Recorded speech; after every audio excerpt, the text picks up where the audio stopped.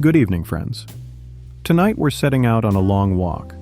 We'll visit 60 graves scattered across America and one quiet churchyard in Switzerland. We'll travel from the oil fields of Ohio to a little mission cemetery in California. From a Kansas town square where a retailer lies beneath a plain stone to a marble temple in the Bronx built to rival the Parthenon itself. Along the way, we'll stop at family cemeteries behind churches, grand mausoleums overlooking rivers, modest municipal burial grounds in small towns, and sprawling memorial parks on the hillsides of Los Angeles. We'll spend time with the richest people the world has ever produced: oil barons and railroad kings, bankers who rescued entire nations from financial ruin, retailers who built empires from a single storefront and a simple idea, inventors who changed the material world with a chemical formula or a piece of engine design, movie stars and singers who earned fortunes most of us can't imagine, television producers who shaped what America watched every evening for 40 years. Some of these folks died and left behind almost nothing, because they'd given it all away while they were still alive. Some left behind dynasties that are still making money a century later. Some were buried with great pomp and ceremony in mausoleums that cost more than most people's houses. Some lie in graves so simple and anonymous you'd walk right past without a second look. A few of them, you'll be surprised to learn, died nearly broke despite having once been among the richest people in the country. Either way, every one of them left a marker behind, and that's where we're going. So, settle in, get comfortable, and let's begin in Cleveland, Ohio. Here at Lakeview Cemetery, a rural-style cemetery laid out on a series of wooded hills overlooking Lake Erie, rises a 70-foot granite obelisk. It is the tallest monument in the cemetery, and it marks the grave of John Davison Rockefeller. He is, by any measure that matters, the wealthiest American who ever lived. Rockefeller was born in upstate New York in 1839, the son of a con man who sold bogus patent medicines and often disappeared from the family for months at a time. His mother kept the boys in line through discipline and religion, and John took the lessons to heart. By 16, he was working as a bookkeeper. By 31, he had founded Standard Oil, and within a decade, Standard Oil controlled roughly 90% of all oil refining in the United States. Gasoline was becoming the fuel of the new century, and Rockefeller owned nearly every drop of it. When the Supreme Court finally broke Standard Oil apart in 1911, ruling it an illegal monopoly, the shattered pieces became companies you still know today: ExxonMobil, Chevron, Amoco, Sohio, and more. Here is the strange thing. The breakup made Rockefeller even richer, because he held stock in every new piece. Now, in his later years, Rockefeller became famous for two habits. One was philanthropy on a scale nobody had ever seen. He gave away something like $530 million in his lifetime, founded the University of Chicago, established Rockefeller University, and funded the medical research that all but wiped out hookworm in the American South and helped control yellow fever. The other habit, more charming, was the dimes. He carried dimes by the rollful in his pocket, and he gave them out wherever he went, to children especially, but also to gas station attendants, hotel porters, and once, famously, to the tire magnate Harvey Firestone after a good golf shot. By one estimate, he gave away $35,000 in dimes alone, which works out to about 350,000 individual dimes handed out over the course of his life. That's why, to this day, visitors to this monument leave dimes on the base of the obelisk. Rockefeller died of heart failure at his winter home in Florida on May 23, 1937, a little over a month short of his 98th birthday. They brought him back here to Cleveland by train, and they laid him to rest near his parents and his beloved wife, Laura. From the obelisks of Cleveland, we travel more than 1,000 miles southwest into the gentle hills of northwest Arkansas to a modest municipal cemetery in the town of Bentonville. No grand monument here, no marble angel, no Celtic cross. Just a flat, polished headstone at ground level, flush with the grass, in a plot not much different from any neighbor's. You would walk right past it if you didn't know. This is the grave of Sam Walton. Walton opened his first store, a Ben Franklin franchise, a few towns over in 1945. In 1950, he bought the lease on a little storefront right across the square from this cemetery and opened Walton's Five and Dime. 12 years later, in 1962, he opened the first Walmart in nearby Rogers, Arkansas. His idea was almost embarrassingly simple. Sell everything cheaper than anybody else. Put your stores in small towns nobody else bothered with. Treat your workers like partners, which he called associates. By 1991, Walmart had become the largest retailer in America, and Sam Walton had become the richest man in the country. His whole empire was built on the kind of folksy humility that many people thought was an act, until they met him and discovered that it wasn't. He drove an old red Ford pickup truck, flew in coach, got his hair cut at the barbershop on the square, and went hunting with his bird dogs on weekends. President George H.W. Bush pinned the Presidential Medal of Freedom on him in March 1992 at Walton's home in Bentonville because Walton was already too weak to travel to Washington.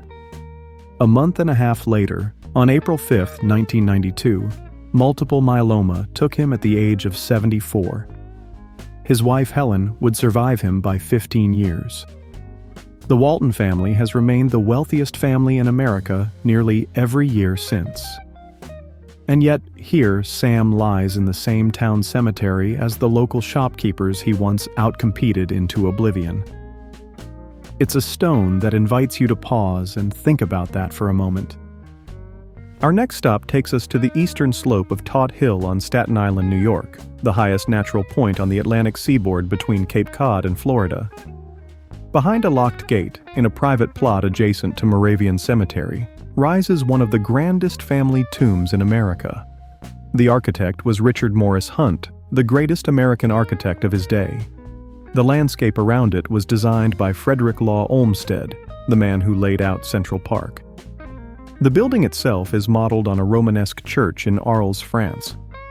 This is the Vanderbilt family mausoleum, and inside rests Cornelius Vanderbilt, the man they called the Commodore. His story is, in many ways, the American story. He was born in 1794 to a poor Staten Island ferryman. At 11, he quit school and went to work with his father. At 16, with $100 borrowed from his mother, he bought his first sailing barge and began ferrying cargo and passengers around New York Harbor. He was crude, barely literate, and fantastically shrewd. He moved from sail to steam, from steamboats to steamships, and in the 1860s, already in his 70s, he moved again, this time into railroads.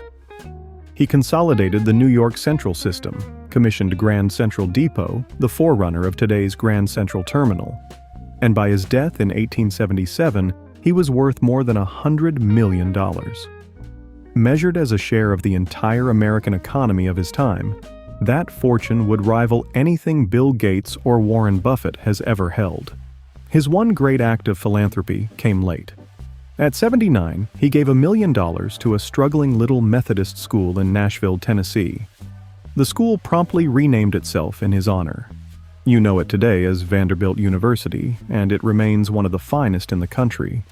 He died at home in Manhattan in January 1877 at age 82 after months of illness, and they laid him to rest here, in the ground he'd known as a barefoot boy, where the harbor he once sailed is still visible through the trees. Across the country now, to Glendale, California, where the gentle terraces of Forest Lawn Memorial Park cover the hillside north of downtown Los Angeles. Tucked just to the left of the entrance to the Freedom Mausoleum, there is a small private garden called the Little Garden of Communion. You could walk past it a dozen times and never realize what's inside. Walt Disney rests here, cremated after his death from lung cancer in December 1966 at the age of 65. His marker is a modest bronze plaque set into a low wall, with his wife Lillian's name beside his, and the names of their children added later. Now, you've probably heard the old story that Walt was cryogenically frozen, that he's waiting somewhere in liquid nitrogen for medicine to catch up and bring him back. It isn't true. His daughter Diane spent the rest of her life denying it. His death certificate plainly records cremation. Disney biographer Neil Gabler examined every available record and found no evidence of anything of the kind. But the man who built the Disney empire was so big, so imaginative, so seemingly invincible, that people simply couldn't accept he was gone. The real Walt Disney won 32 Academy Awards in his lifetime, more than any person before or since. He started out as a failed commercial artist in Kansas City, drove to Hollywood in 1923 in a second-hand suit with $40 in his pocket, and within 5 years had created Mickey Mouse. Disneyland opened in 1955. At the time of his death, he was deep into planning what would become Walt Disney World in Florida. He didn't live to see it open. His brother Roy, the businessman of the two, the older brother who had quietly handled the money all those years, insisted the Florida park carry Walt's name, so nobody would ever forget whose vision it had been. Roy died less than 3 months after Walt Disney World opened in 1971. Back east now, to Sleepy Hollow, New York, the same cemetery made famous by Washington Irving and his Headless Horseman. This 90-acre cemetery on the banks of the Hudson River is the final home of more billionaires per acre than almost any other ground in America.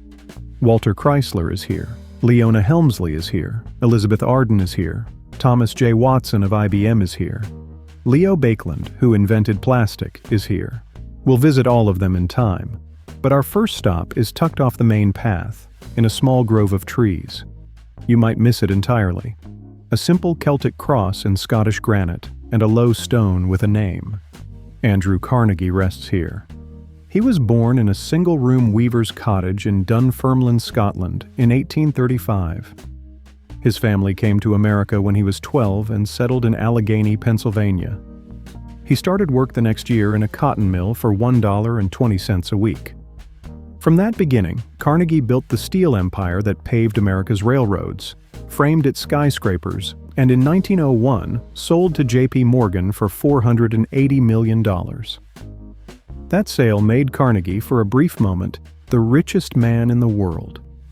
And then, famously, he gave almost all of it away. He had written an essay in 1889 called The Gospel of Wealth, in which he argued that a rich man who dies rich dies disgraced. He took his own advice. He funded the construction of 2,509 libraries across the United States, Britain, and the Commonwealth. He funded pension funds for teachers, music halls, pipe organs for churches, and a great many colleges. The concert hall on 57th Street in Manhattan still bears his name. At his death in 1919, he had given away about 90% of his fortune. He wrote his own epitaph, though it's not the one on the stone here.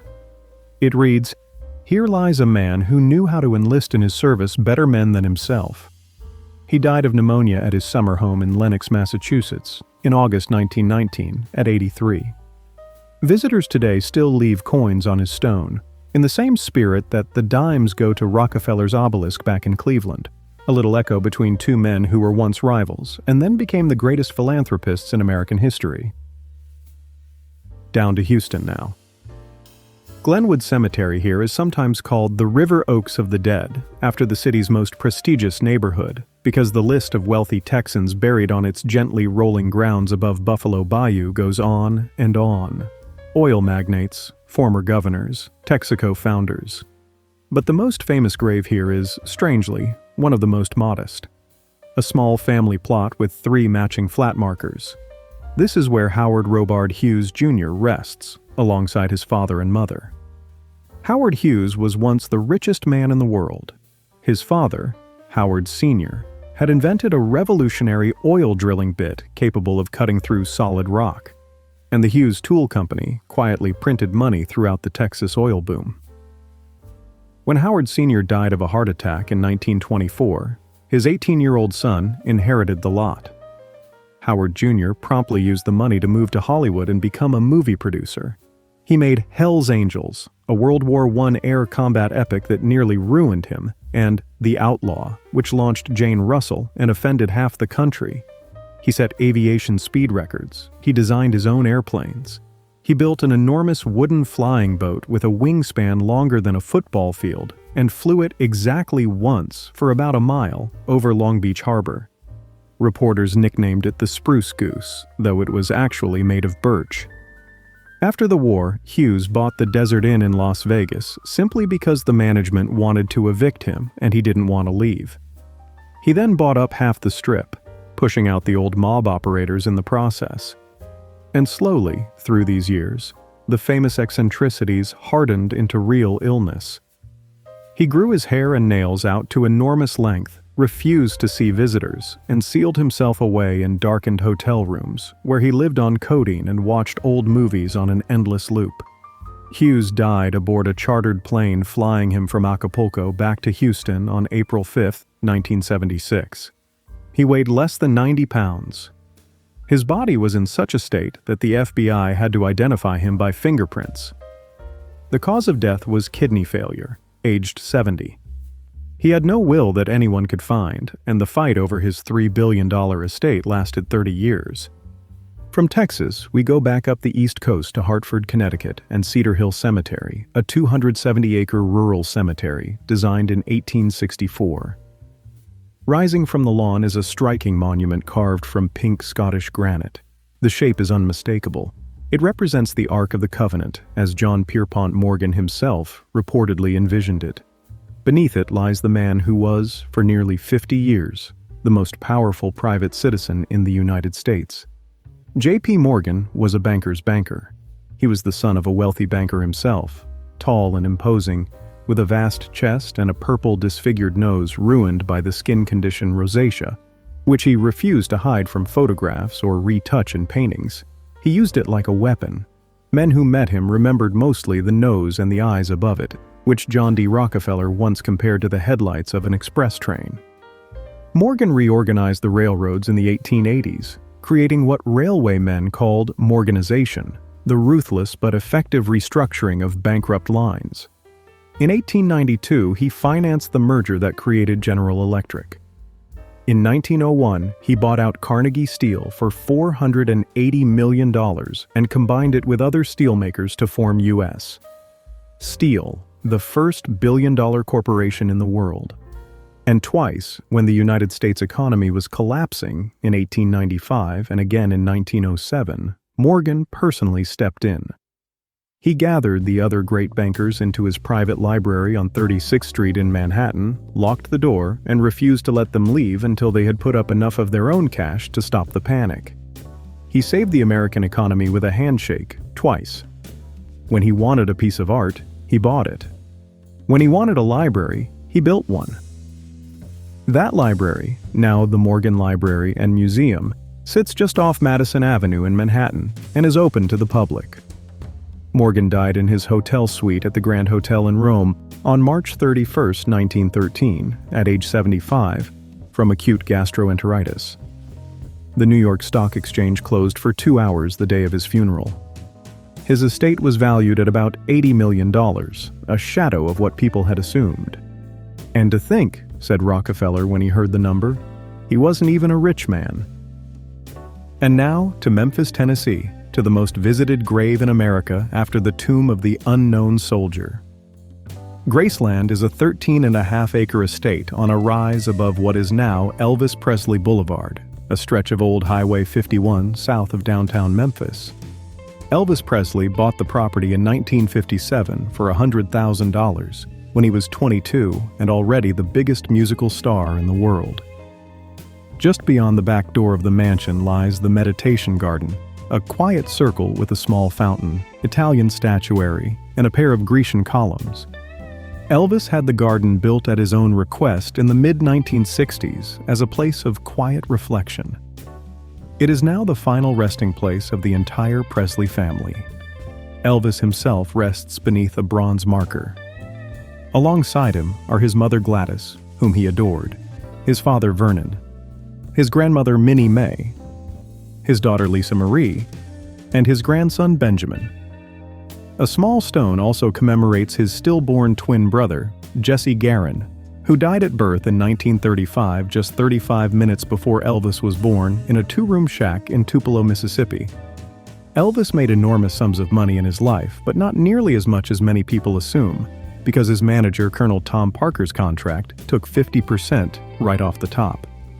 What made Elvis truly wealthy in legacy was Graceland itself. When he died, his daughter Lisa Marie was just 9 years old.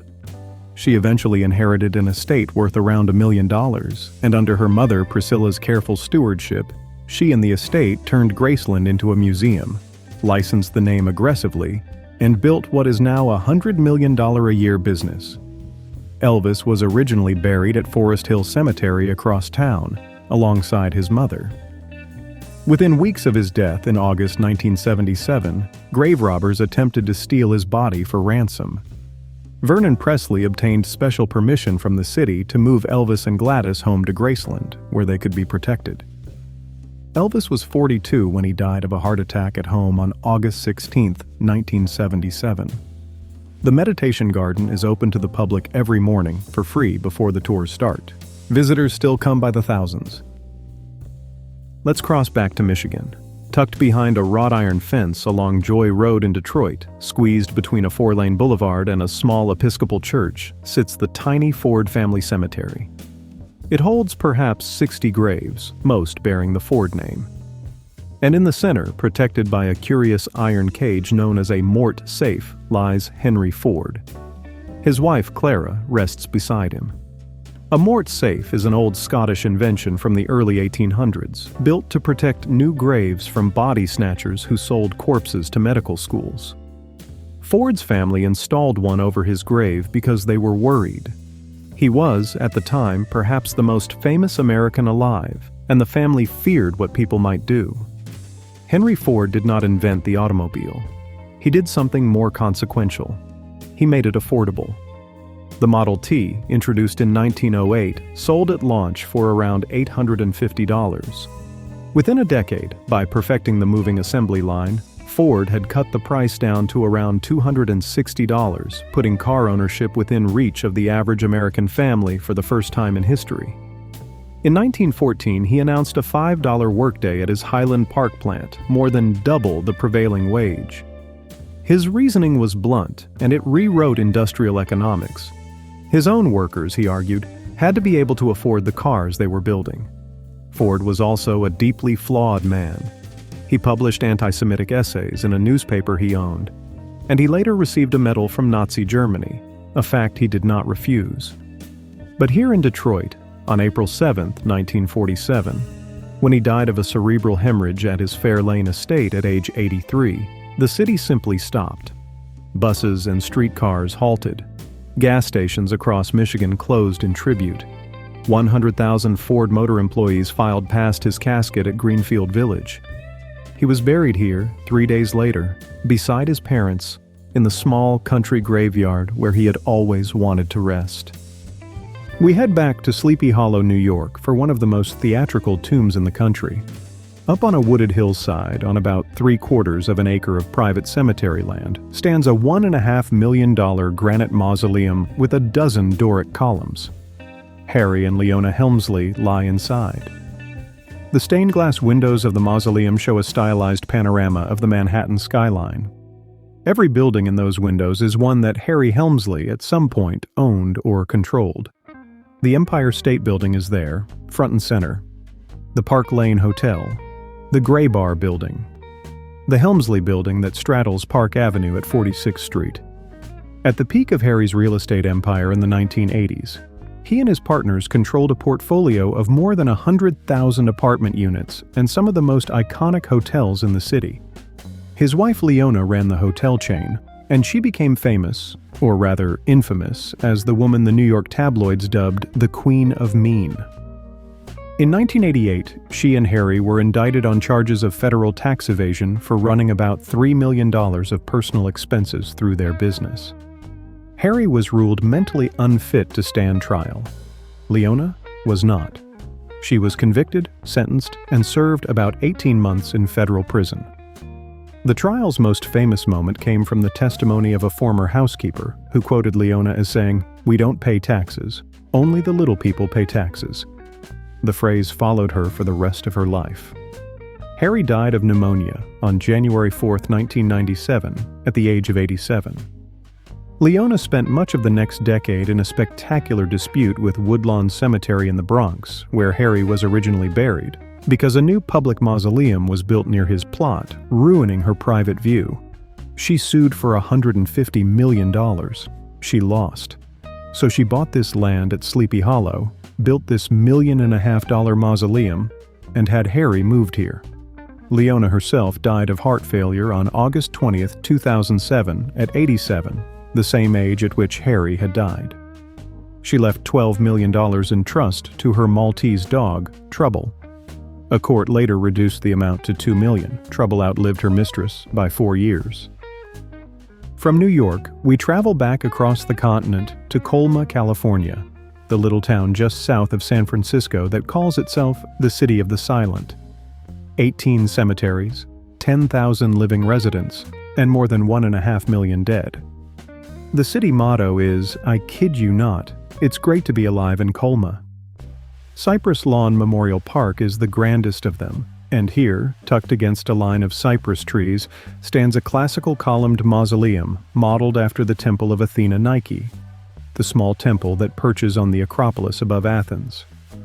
It has 16 granite columns. It has no family name on the outside. That anonymity is unusual and a little strange, given who lies inside. William Randolph Hearst rests here, in the family mausoleum his mother, Phoebe Apperson Hearst, commissioned in 1896.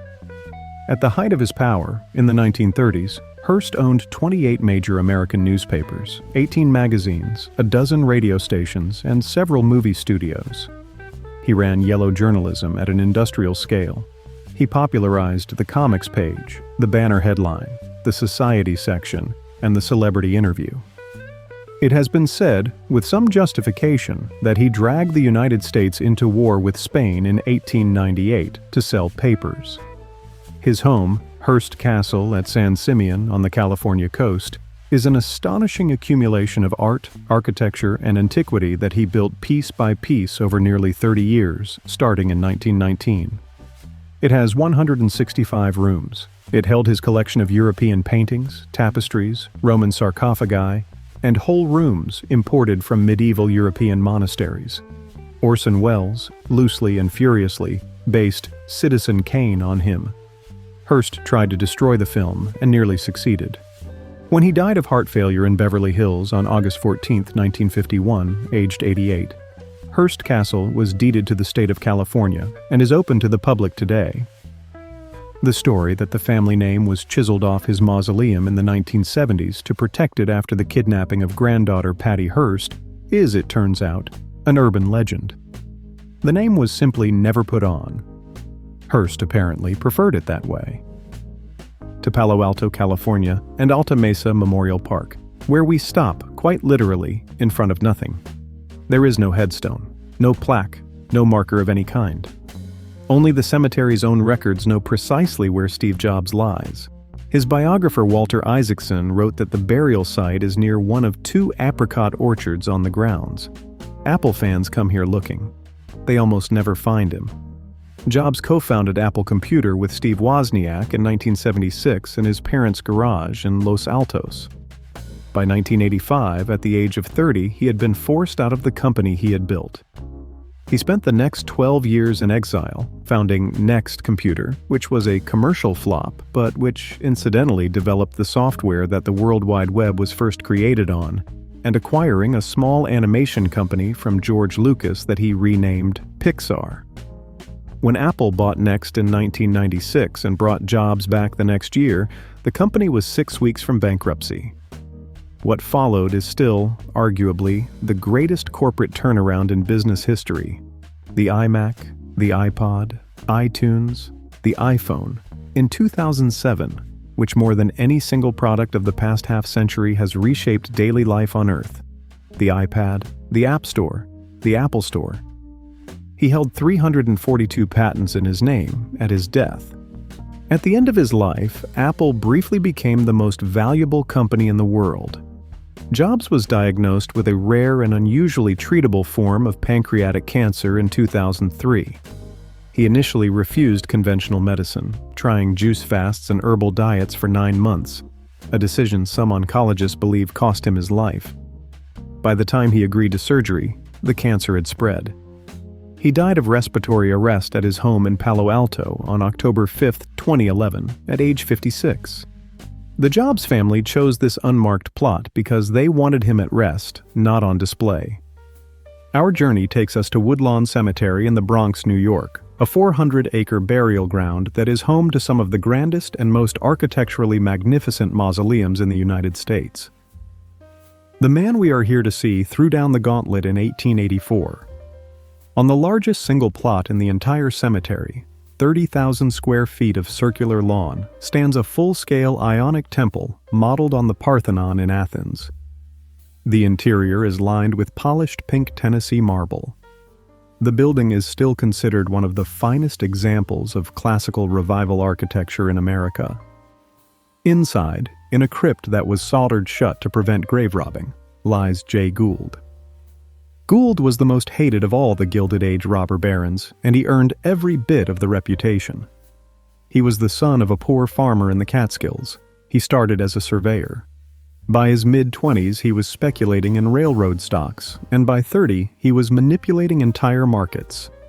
In 1869, together with his partner Jim Fisk, Gould tried to corner the entire United States market for gold. The plan involved bribing the brother-in-law of President Ulysses S. Grant to keep the federal government from selling its own gold reserves. When the scheme failed, and Grant dumped Treasury gold onto the market, prices collapsed, taking the national economy with them. The day is still known in American financial history as Black Friday, September 24, 1869. Gould emerged richer than ever. He went on to build a private empire that included 4 major railroads, Western Union, and about 10% of the railroad mileage in the country. His funeral was sparsely attended. The New York press had spent 30 years portraying him as a spider at the center of every Wall Street scheme, and not many people came to say goodbye. He died of tuberculosis on December 2, 1892, at age 56. Leaving a fortune of about $72 million, every cent of it to his 6 children. The crypt was soldered shut because a notorious grave robbing of another wealthy New Yorker some years earlier had made families like the Goulds nervous. West again, to Hillside Memorial Park in Culver City, California, a Jewish cemetery founded in 1941. Here, in the grounds just past the dramatic columned cascade that marks Al Jolson's tomb, we find a flat marker for Aaron Spelling. If you watched American television between about 1970 and 2005, you watched Aaron Spelling. He produced over 200 shows, more than 5,000 hours of programming. The Guinness Book of World Records named him the most prolific television producer in history. The list of his hits reads like a scroll through a stack of old TV guides. Charlie's Angels, The Love Boat, Dynasty, Fantasy Island, Starsky and Hutch, The Mod Squad, Heart to Heart, Hotel, Seventh Heaven, Beverly Hills 90210, which launched in 1990 and starred his daughter Tori, Melrose Place, Charmed. He built his fortune one series at a time, often bringing in untested young actors, throwing them onto lush sets with gorgeous lighting, and somehow knowing exactly what audiences wanted on a Wednesday night. His Holmby Hills home, which the family called the Manor, was 56,000 square feet, the largest single-family residence in California. It had a bowling alley. It had a wine-tasting room. Spelling suffered a stroke on June 18, 2006, and died 5 days later at age 83. His estate was valued at around $600 million. Back to Woodlawn Cemetery in the Bronx, for one of the most unusual tombs in the United States. This one is built in the Egyptian Revival style. Sphinxes flank the entrance. Stylized hieroglyphic-inspired carvings decorate the walls. The roofline is stepped back like a miniature temple of Edfu. Frank Winfield Woolworth rests inside. He had been obsessed for years with Napoleon's Egyptian campaign and left instructions for a tomb fit for a pharaoh. He could afford it. Woolworth invented the 5 and dime, the store where every item cost either a nickel or a dime. He had started as a young clerk in upstate New York, watching customers bargain and haggle, and realized that one of the great frustrations in American retail was not knowing the price of anything until you asked. His solution was brilliant. Mark every item on the shelf at one of 2 prices, so customers could see exactly what they were buying. He opened his first successful Woolworth store in Lancaster, Pennsylvania, in 1879. By his death in 1919, there were over 1,000 Woolworths across America and Europe. The Woolworth Building in Lower Manhattan, which he built with the proceeds of that empire, was the tallest building in the world when it opened in 1913. It stands 57 stories tall. He paid for it, $13.5 million, in cash. The story of Woolworth's own death is a strange one. He died on April 8, 1919, at age 66, from dental sepsis, a septic infection caused by an abscessed tooth. He had refused to see a dentist. Also in this mausoleum rests his granddaughter Barbara Hutton, the Woolworth heiress the press called the poor little rich girl. She inherited $50 million at age 21, married 7 times, including once to Cary Grant, and by the time she died in 1979 at 66, she reportedly had only a few $1,000s left to her name. It is one of the sadder cautionary tales in American wealth. Returning now to Forest Lawn in Glendale, California, we enter the Holly Terrace section of the Great Mausoleum, a private wing modeled after the Campo Santo Cemetery in Genoa, Italy, with 11 separate terraces, each named after a flower. Holly Terrace opened in 1949. On September 3, 2009, 10 weeks after his death, Michael Jackson was entombed here in a private ceremony attended by his family. His sarcophagus rests in the Sanctuary of Ascension, not far from the remains of Clark Gable and Jean Harlow, 2 of the Hollywood legends Jackson had grown up admiring. Michael Jackson was the biggest pop star in the history of the world. He had started singing with his brothers as the Jackson 5 at age 5. By the time he died at age 50, he had sold an estimated 400 million records. His 1982 album, Thriller, remains, by every honest accounting, the best-selling album of all time, somewhere around 70 million copies. He won 13 Grammy Awards. He pioneered the music video as an art form. He invented the moonwalk at Motown's 25th anniversary television special in 1983. At the time of his death on June 25, 2009, Jackson was reportedly about $500 million in debt. The cause of death was acute intoxication from propofol, a powerful surgical anesthetic administered by his personal physician at Jackson's rented home in Holmby Hills. The physician, Dr. Conrad Murray, was later convicted of involuntary manslaughter. Here's the twist. Although Jackson died deep in debt, his estate was asset-rich. He owned half of Sony ATV Music Publishing, which included the copyrights to most of the Beatles' songs. In the years following his death, his estate has generated more than $2.5 billion in revenue. He became richer in death than he had been at his peak in life. Holly Terrace is closed to the public. Fans leave roses at the outer doors. Every year on the anniversary of his death, tens of thousands arrive. A short walk at Sleepy Hollow Cemetery brings us to another titan of American industry, Walter Percy Chrysler. Chrysler was raised in Kansas, the son of a Union Pacific Railroad engineer. He apprenticed as a machinist at 17 and worked his way up through railroads before being recruited to run the Buick plant at General Motors in 1911. By 1920, he was a vice president at GM, making a salary that made him a millionaire. But he wanted his own company. He got one in 1925 when he took over the struggling Maxwell Motor Company and renamed it the Chrysler Corporation. Within 3 years, he had bought out the Dodge Brothers Company and launched the new Plymouth and DeSoto brands. Chrysler was now the third of the big 3 American auto companies, alongside General Motors and Ford. His greatest personal monument is not here in this cemetery. It is the Chrysler Building in Midtown Manhattan, at 42nd Street and Lexington Avenue, that shimmering Art Deco spire with its stainless steel eagle gargoyles. The gargoyles were modeled on the hood ornaments of Chrysler's 1929 automobiles. For about 11 months, from its opening in May 1930 until the Empire State Building topped it out in April 1931, the Chrysler Building was the tallest structure in the world. Walter Chrysler paid for the building himself from his own pocket as a legacy for his children. He suffered a stroke in 1938 at age 63 and never fully recovered. He died on August 18, 1940 at age 65. South and west to Sparkman Hillcrest Memorial Park in Dallas, Texas. In the quiet mausoleum here rests Mary Kay Ash. The story of how she got here is worth telling.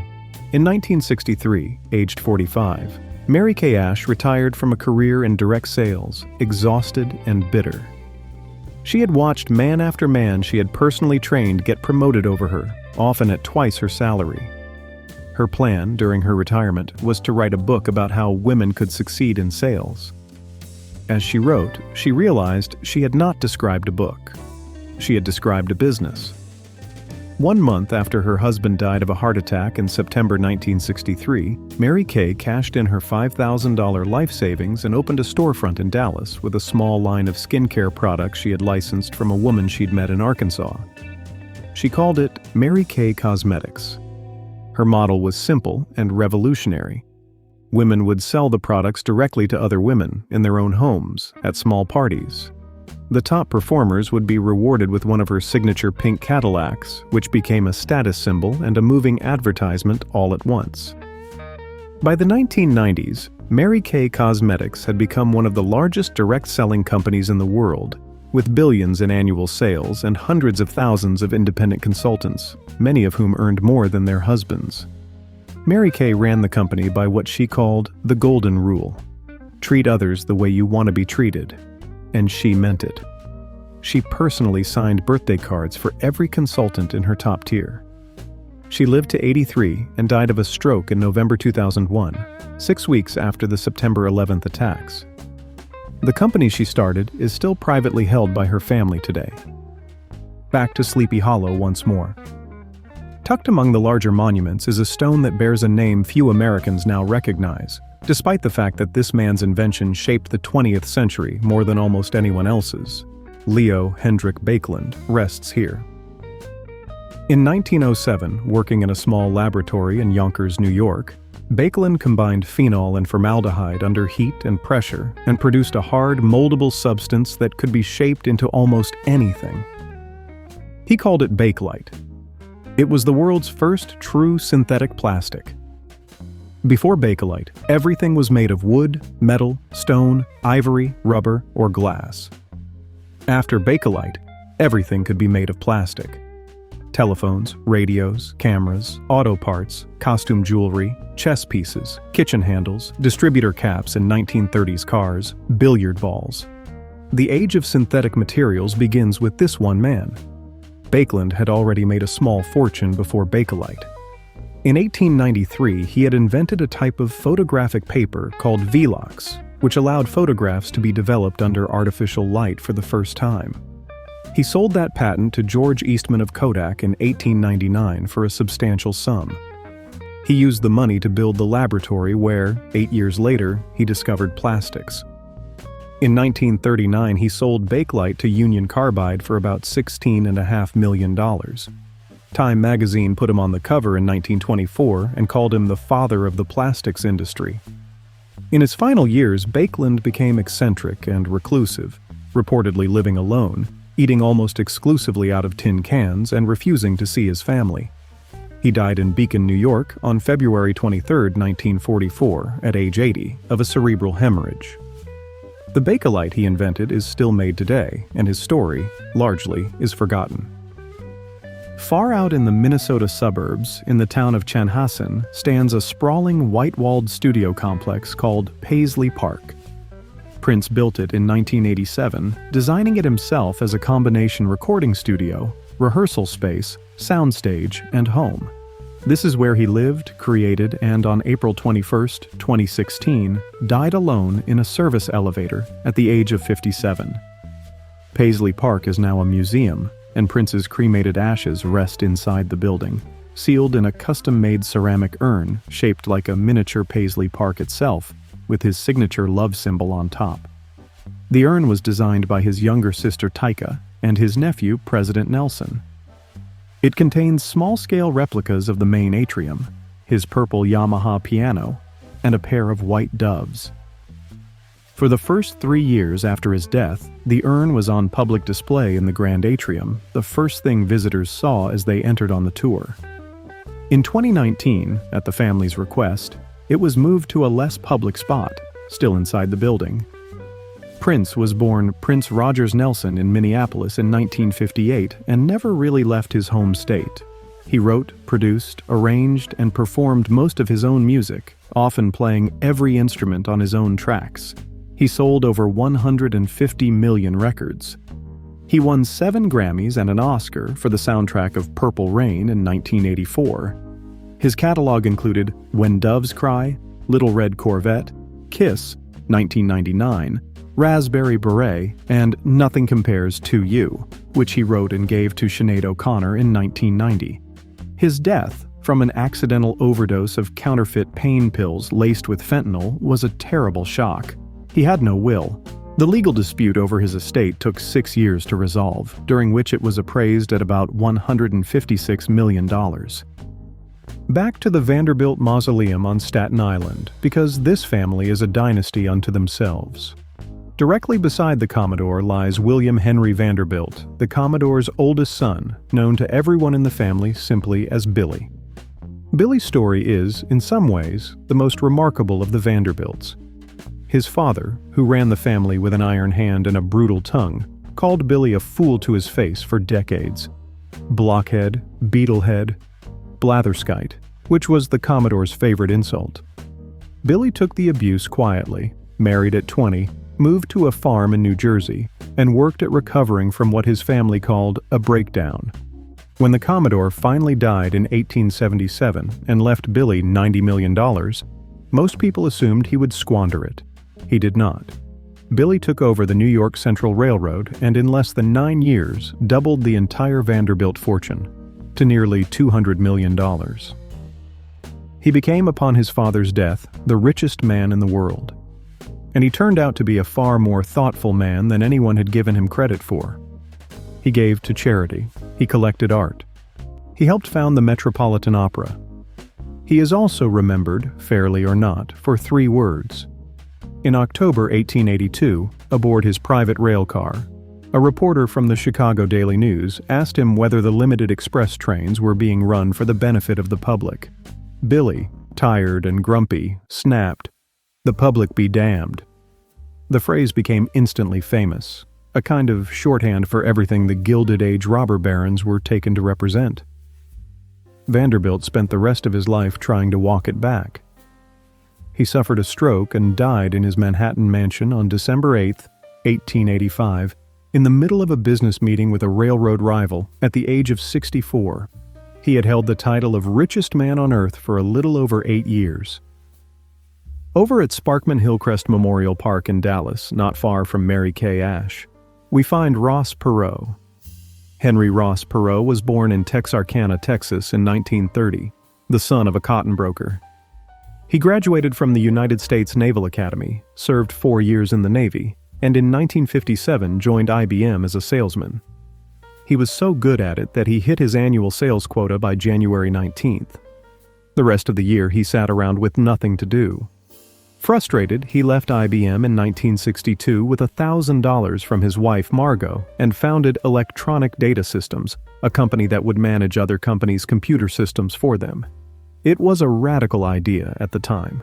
Most businesses didn't know what to do with computers, and Perot was betting they'd pay someone else to figure it out. He was right. By 1984, he sold EDS to General Motors for $2.5 billion. He later founded Perot Systems, which he sold to Dell for nearly $4 billion. That's how the man from Texarkana became a billionaire. But most Americans don't remember Ross Perot for his business career. They remember him for 1992, when he ran for president as an independent candidate against George H.W. Bush and Bill Clinton.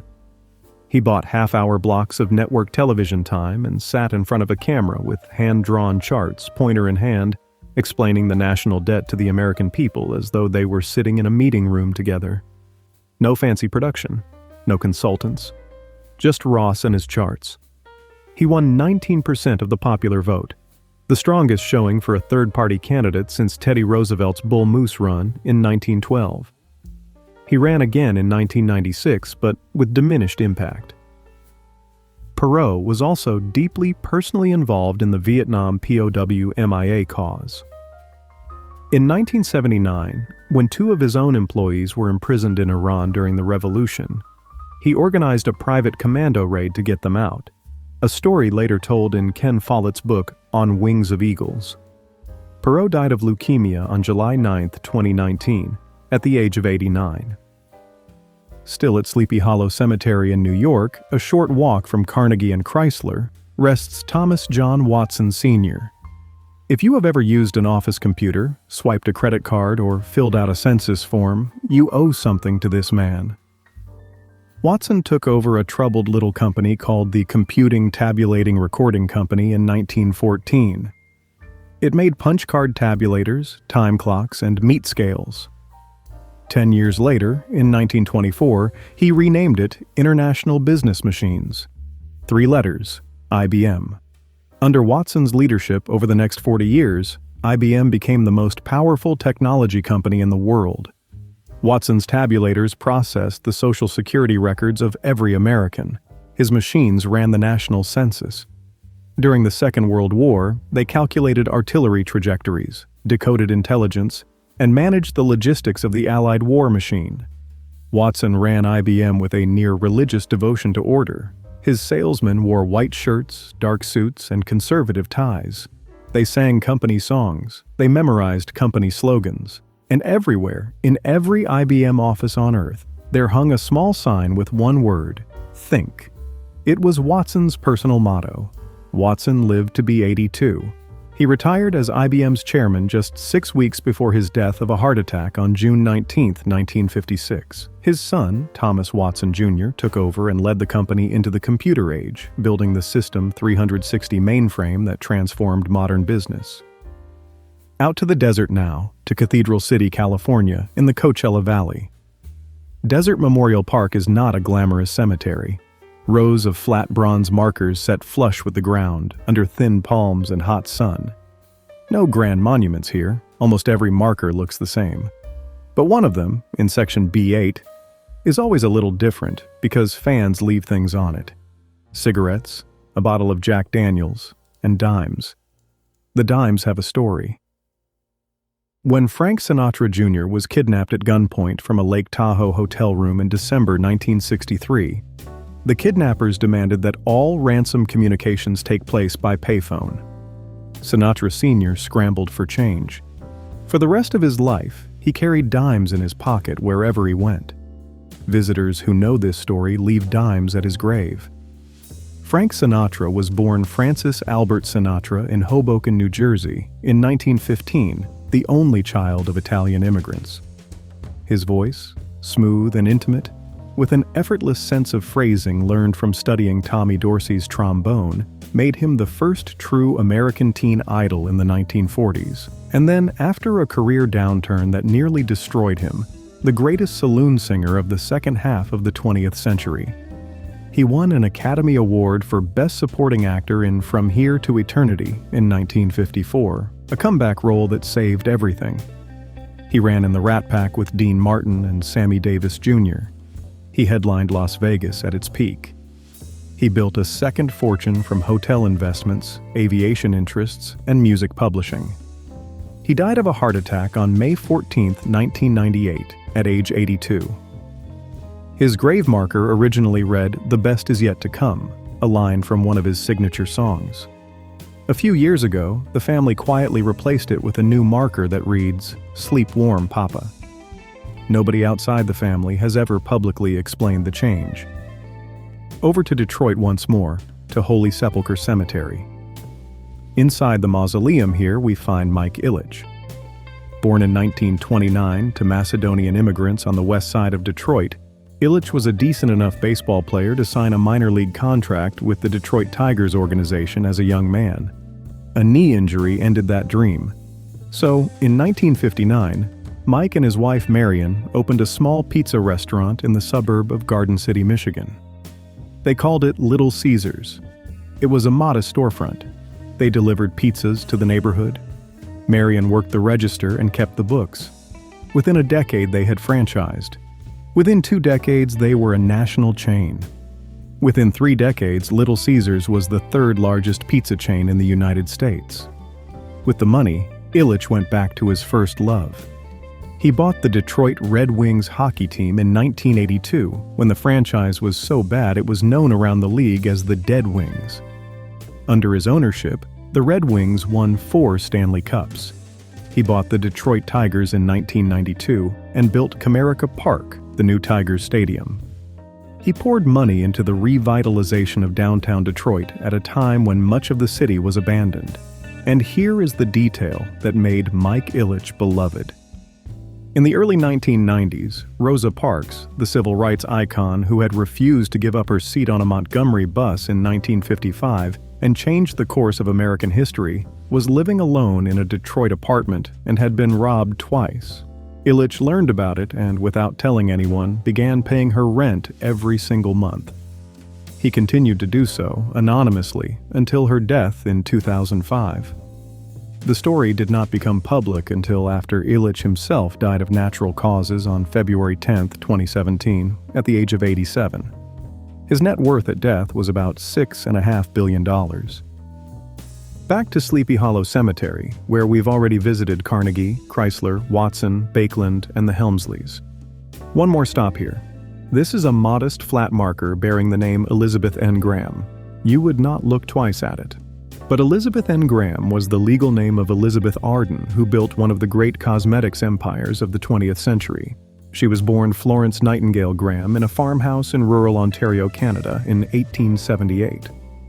Her parents named her after the famous nurse, and perhaps something of that caretaking impulse stayed with her, because she devoted her life to making women feel better about themselves. She came to New York City with almost nothing, and in 1910 opened a small beauty salon on Fifth Avenue. The door to the salon was painted a deep, rich red. That red door became her signature, and it became one of the most recognizable brand symbols in the cosmetics industry. Within a decade, she had expanded to salons across the country and into a full line of cosmetics and skincare products. At her peak, she employed over 1,000 people, and her company did more than $60 million in annual sales. Her great rival was Helena Rubinstein, who operated a competing empire just blocks away in Manhattan. The two women despised each other, never met, and spent decades trying to outdo one another in product launches, celebrity endorsements, and salon decor. Between them, they essentially invented the modern American beauty industry. Arden was also a passionate horsewoman. Her racing stable, Main Chance Farm, produced winners at some of the finest tracks in the country, and in 1947 her filly Jet Pilot won the Kentucky Derby, making her one of the few women to own a Derby winner in that era. She also opened a luxury spa resort in Arizona, also called Main Chance, that catered to wealthy women seeking rest and rejuvenation. Elizabeth Arden never married happily and never had children. When she died of heart failure in October 1966 at about the age of 87, she left much of her fortune to the employees who had built the company with her, and to the horses in her care. She is buried here under her married name, and the red door she made famous still marks every Elizabeth Arden salon in the world. Over to Woodmere Cemetery in Detroit, where a modest stone marks the resting place of a man whose name is stamped on millions of cars, yet who died almost completely broke. David Dunbar Buick was a Scottish-born inventor and tinkerer who immigrated to Detroit as a child. In the 1890s, working in a small shop, he developed the overhead valve engine, a design that put the intake and exhaust valves in the cylinder head rather than in the engine block, improving power and efficiency. It is the same basic design used in most automobile engines to this day. In 1903, Buick founded the Buick Motor Company. Within a few years, an aggressive young businessman named William C. Durant saw the potential, acquired Buick, and used it as the cornerstone around which he built General Motors in 1908, combining Buick with Oldsmobile, Cadillac, and Oakland into a single giant corporation. By that time, David Buick himself had been pushed out. He sold his shares far too early, reinvested the proceeds badly, and lost nearly everything.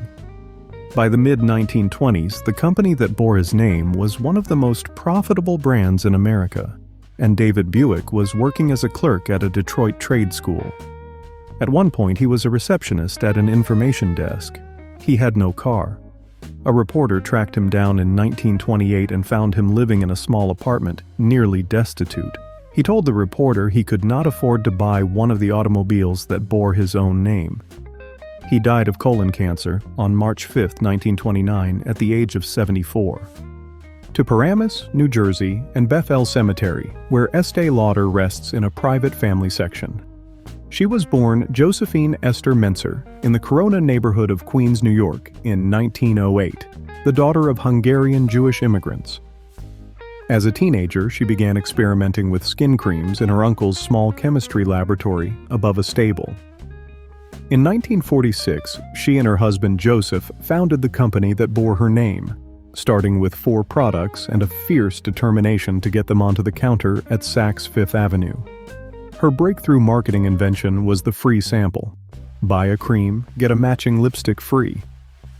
It sounds simple. Nobody had done it before in high-end retail. It worked spectacularly. Estée Lauder companies grew from that single Saks counter into a global empire that, by the time of her death, sold in more than 150 countries and owned brands including Clinique, Bobbi Brown, MAC, Aveda, Origins, and La Mer. Time magazine named her one of the 20 most influential business geniuses of the 20th century, and she was the only woman on the list. She died of cardiopulmonary arrest on April 24, 2004, at the age of 97. Her family, the Lauder family, remains among the wealthiest in America, with a combined net worth measured in the tens of billions of dollars. To Westwood Village Memorial Park in Los Angeles, a cemetery that fits inside 3 acres behind an office tower on Wilshire Boulevard. Despite its size, there may be more famous names per square foot here than any other burial ground in the country. Hugh Hefner is here, in a crypt he purchased years before his death. It sits directly beside the crypt of Marilyn Monroe. Hefner paid $75,000 for that particular spot because, as he freely admitted, it seemed fitting. Monroe had been the centerfold of the first issue of Playboy magazine in December 1953, the issue that launched his empire. Hefner had started Playboy with $8,000 borrowed from friends and his mother, working from his kitchen table in Chicago. Within a decade, it had become one of the best-selling magazines in the world, and within 2 decades, Hefner had built it into a billion-dollar media empire that included nightclubs, a television production company, a private jet called the Big Bunny, and the Playboy Mansion in Holmby Hills, which became one of the most famous private residences in the world. By the end of his life, Hefner had become a complicated figure, admired by some as a champion of free expression, criticized by others as a man who had built a fortune on the objectification of women. He died of natural causes at the Playboy Mansion on September 27, 2017, at the age of 91. Over to Mount Moriah Cemetery in Kansas City, Missouri, where a handsome Egyptian-inspired mausoleum sits among the trees. Inside rests Russell Stover. If you have ever bought a heart-shaped box of assorted chocolates at a drugstore or grocery, you've bought Russell Stover. But here is a fact that always surprises people. Stover's first fortune came from a completely different confection. In 1921, working as a soda fountain supplier in Iowa, he teamed up with a young school principal named Christian Kent Nelson, who had invented a remarkable thing: a bar of ice cream dipped in a chocolate shell. They called it the Eskimo pie. It was a sensation. Americans bought millions of them in the first year. Stover sold his share of the Eskimo pie business in 1923 and used the money to start a boxed chocolate company with his wife Clara in Denver, Colorado. They specialized in assorted boxed chocolates sold at a price that felt like a treat but not an extravagance. Clara handled the marketing and Russell handled the production, and together they built a system where every box that left the factory was arranged by hand. Russell believed that the arrangement of the chocolates in the box mattered as much as the taste. Each piece had to sit in the right spot. Each layer had to look like a gift. It was a small obsession that became a company philosophy. By mid-century, Russell Stover Candies was the largest boxed chocolate company in the United States. Clara survived Russell by many years and continued to run the business with the same care. The company remained family-owned for decades and was eventually sold to the Swiss chocolate firm Lindt in 2014 for a reported $2 billion. Russell Stover died of a heart attack in 1954 at the age of 66. Every Valentine's Day, more Americans buy a Russell Stover box than any other brand of chocolate. And it all started with an ice cream bar. South to Mission Hills in the San Fernando Valley, to the Bob Hope Memorial Garden at the San Fernando Mission Cemetery, on the grounds of Mission San Fernando Rey de España, one of the 21 original Spanish missions founded in California in the late 1700s. Bob Hope and his wife Dolores rest here side by side in a ground-level crypt beneath a curved half-dome that shelters them from the California sun. When Dolores asked him, a few years before his death, where he wanted to be buried, the old comedian answered without missing a beat, "Surprise me." Bob Hope was born Leslie Towns Hope in Eltham, England, in 1903. His family emigrated to Cleveland, Ohio, when he was 4. He began performing as a teenager, first as a dancer, then as a comic, and by the mid-1930s, he was one of the biggest names in American radio. He made over 70 films, including The Road to Morocco, and the other road pictures with Bing Crosby. He hosted or co-hosted the Academy Awards ceremony a record 19 times. But what earned Bob Hope the love of the American people was something far bigger than movies. From 1941 through 1991, across 5 decades, from World War II through the Gulf War, he toured with the United Service Organizations, traveling to military bases and combat zones on every continent to entertain the troops. Congress declared him an honorary veteran of the United States Armed Forces in 1997, the first person ever to receive that honor. He was also, quietly, one of the wealthiest entertainers in American history, with real estate holdings in California that were rumored at one point to be larger than the holdings of the Catholic Church in that state. He died of pneumonia on July 27, 2003, 2 months past his 100th birthday. Dolores survived him by 8 years and died in 2011 at 102. Back to Staten Island for a final visit to the Vanderbilt Mausoleum. One more member of the family deserves his moment. Cornelius Vanderbilt II, grandson of the Commodore and the eldest son of Billy, lies here alongside his forebears. Cornelius II was the last Vanderbilt who was truly, astronomically wealthy. He inherited about $70 million in 1885, ran the New York Central Railroad as chairman, and threw himself into philanthropy with a generosity that would have bewildered his grandfather. He funded the YMCA, he supported hospitals and churches, he gave to Columbia University, he built the Breakers, the vast 70-room summer cottage in Newport, Rhode Island, modeled after a 16th-century Italian palazzo, which you can still tour today and which remains one of the finest Gilded Age mansions in America. He also built a 130-room mansion at 57th Street and 5th Avenue in Manhattan, the largest private dwelling in the city. That mansion has long since been demolished. Cornelius II suffered a stroke in 1896 that forced him to step back from business. He died of a cerebral hemorrhage on September 12, 1899, at the age of 55. His estate, at his death, was the largest in American history to that date. But his descendants spent the fortune faster than it could grow, building houses, racing yachts, marrying European aristocrats, and throwing parties that became legendary for their excess. Anderson Cooper, his great-great-great-grandson, the CNN anchor, has said publicly that he grew up expecting no inheritance. When the Vanderbilt family held a reunion in 1973, not a single one of the 120 descendants present was a millionaire. To El Camino Memorial Park in the hills above La Jolla, near San Diego, California. Here rests Ray Kroc, the man who turned McDonald's from a single hamburger stand into the largest restaurant chain on earth. The key fact about Ray Kroc, the one that should give hope to every late bloomer in the audience tonight, is that he was 52 years old when his life changed. Until that moment, he had been a modestly successful traveling salesman, selling milkshake mixers out of the trunk of his car. In 1954, he received an unusual order, A small hamburger restaurant in San Bernardino, California, wanted 8 mixers at once. Curious, Kroc drove out to see the place. It was run by 2 brothers, Richard and Maurice McDonald, and it was unlike anything Kroc had ever seen. The brothers had stripped the menu down to hamburgers, fries, and shakes, had organized the kitchen like a Ford assembly line, and could serve a customer in under 60 seconds. Kroc saw the future. He convinced the McDonald brothers to let him franchise their system nationally, opened his first franchise in Des Plaines, Illinois, in 1955, and in 1961 bought the brothers out entirely for $2.5 million.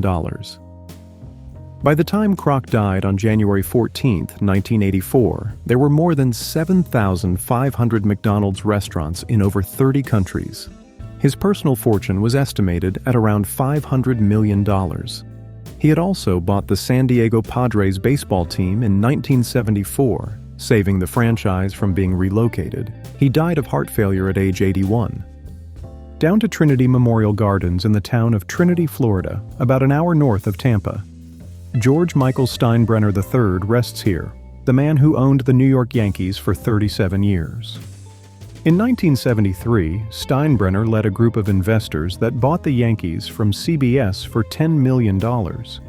Most observers thought it was too much for a franchise that hadn't won a pennant in 9 years and was playing before half-empty stands at a crumbling Yankee stadium. The investment turned out to be one of the most successful in sports history. Under Steinbrenner's ownership, the Yankees won 7 World Series championships, 11 American League pennants, and became, by his death, the most valuable sports franchise in America, worth approximately $1.5 billion. Steinbrenner ran the team with a volcanic temper that became the stuff of legend. He hired and fired managers on a whim, most famously cycling Billy Martin through the job 5 separate times. Each time Martin was fired, it was a tabloid event, and each time he was rehired, it was an even bigger one. Steinbrenner was parodied on Seinfeld and lampooned in newspaper cartoons, and he seemed to relish every minute of it. He was suspended from baseball twice. The first time, in 1974, was for making illegal campaign contributions to Richard Nixon's re-election campaign. The second, in 1990, was for paying a small-time gambler named Howie Spira to dig up dirt on one of his own players, Dave Winfield, with whom he was feuding over a charitable donation clause in Winfield's contract. And yet, for all his bluster, Steinbrenner was also quietly, deeply generous. He paid hospital bills for strangers. He funded college scholarships through his charitable foundation. He once read a news story about a hotel chambermaid in Tampa who couldn't afford to send her daughter to college, and he picked up the entire tab. He was fiercely loyal to his players when they needed him, even the ones he had publicly berated. He died of a heart attack on July 13, 2010, at the age of 80, just hours before that year's All-Star game. Flags at Yankee Stadium flew at half-staff for the rest of the season. To Calvary Cemetery in East Los Angeles, the oldest and largest Catholic cemetery in Southern California. Founded in 1896, its rolling green lawns hold more than 300,000 graves. Among them, not far from the entrance, is the resting place of Conrad Hilton. He was born in 1887 in the tiny New Mexico Territory town of San Antonio, population a few hundred, the son of a Norwegian immigrant who ran a general store. When travelers and merchants began passing through the region in numbers, his father started renting out rooms above the store, and young Conrad got his first taste of the hotel business. After serving as a lieutenant in the Army during World War I, he went to Texas to buy a bank. The deal fell through. He bought a small hotel instead, in the oil boom town of Cisco, Texas, for $40,000. That was 1919. Over the next 5 decades, he built the Hilton Hotels Corporation into the largest and most recognizable hotel chain in the world. He was the first hotelier to install televisions in hotel rooms.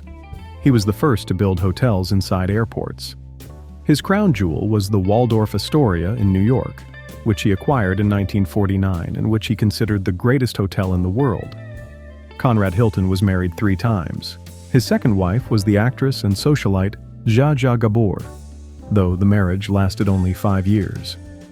He expanded internationally, opening properties across Europe, the Middle East, and Asia at a time when most American hotel operators were still focused on domestic business. Asked once on a television appearance what message he wanted to share with the world after a lifetime in the hotel business, Conrad Hilton answered with one of the drier lines in American business history: "Please put the shower curtain inside the tub." He died of natural causes on January 3, 1979, at the age of 91.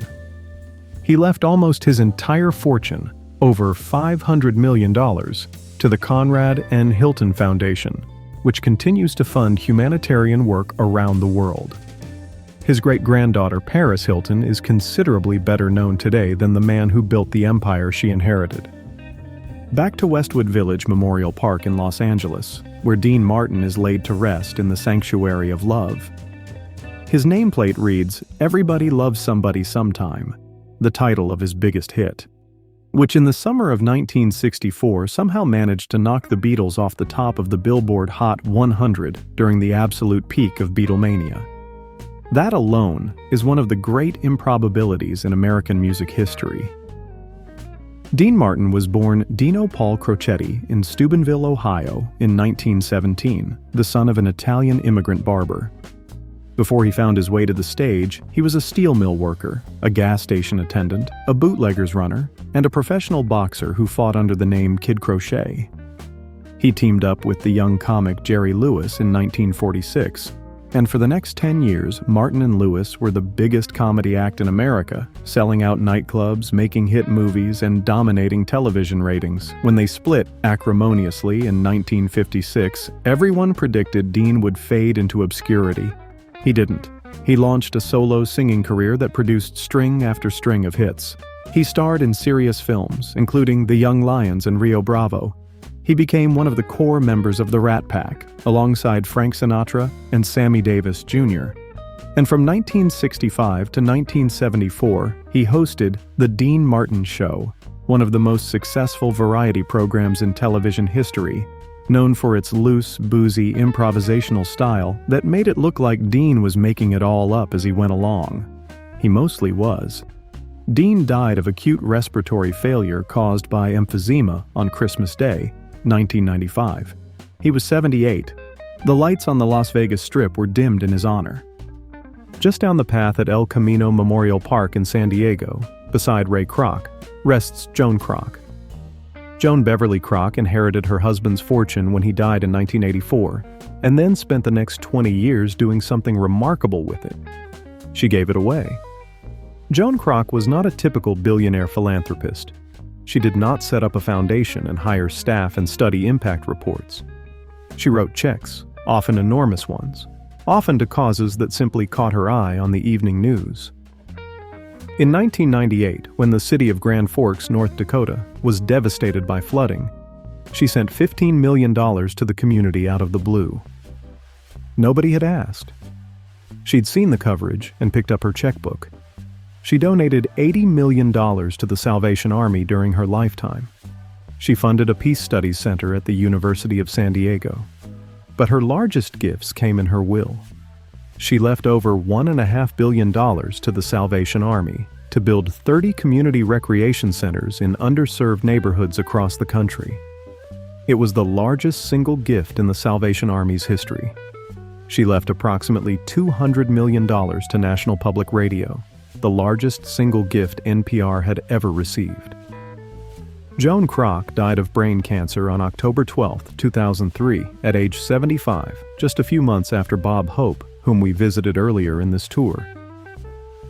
Back to Sparkman Hillcrest in Dallas for one more Texas millionaire.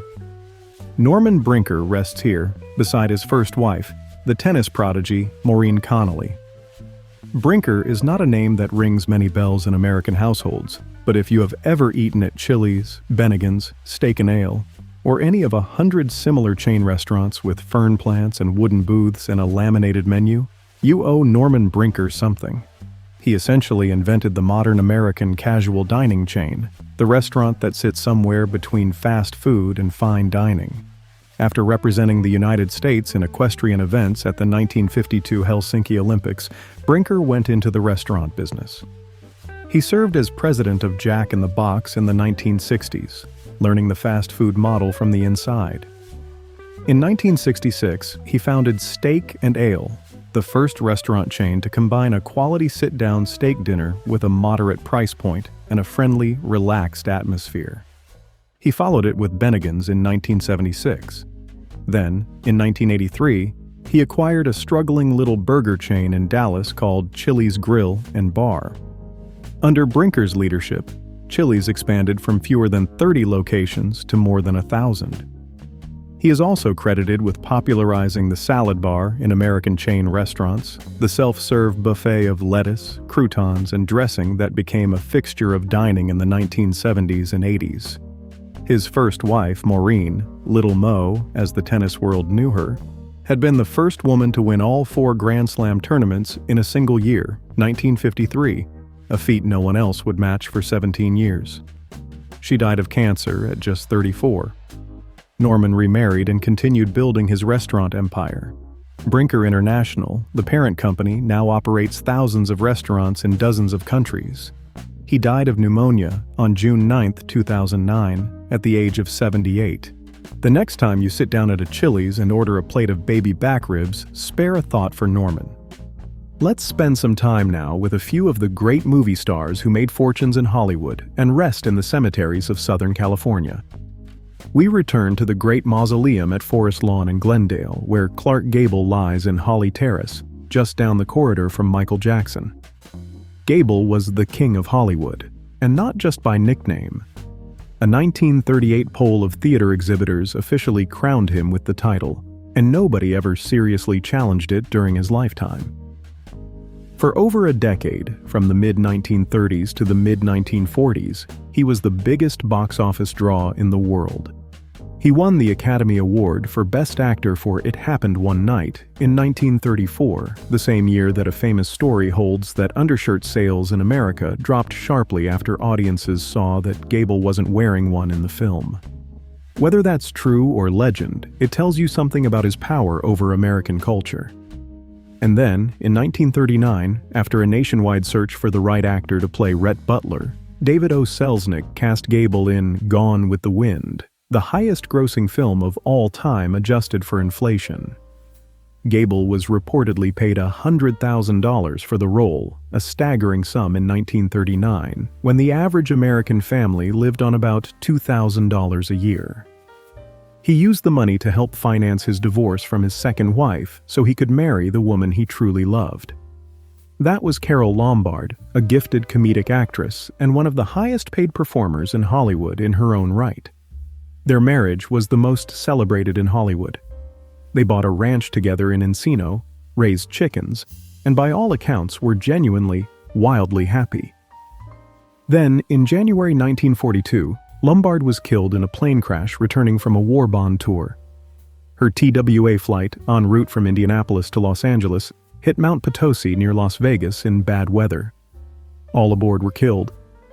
Gable was so devastated that he enlisted in the Army Air Forces at age 41, trained as an aerial gunner, and flew 5 combat missions over Germany. He reportedly told friends he didn't much care if he came back. He did come back, but something in him had changed. He never quite found his footing again, though he continued to work steadily for nearly 20 more years.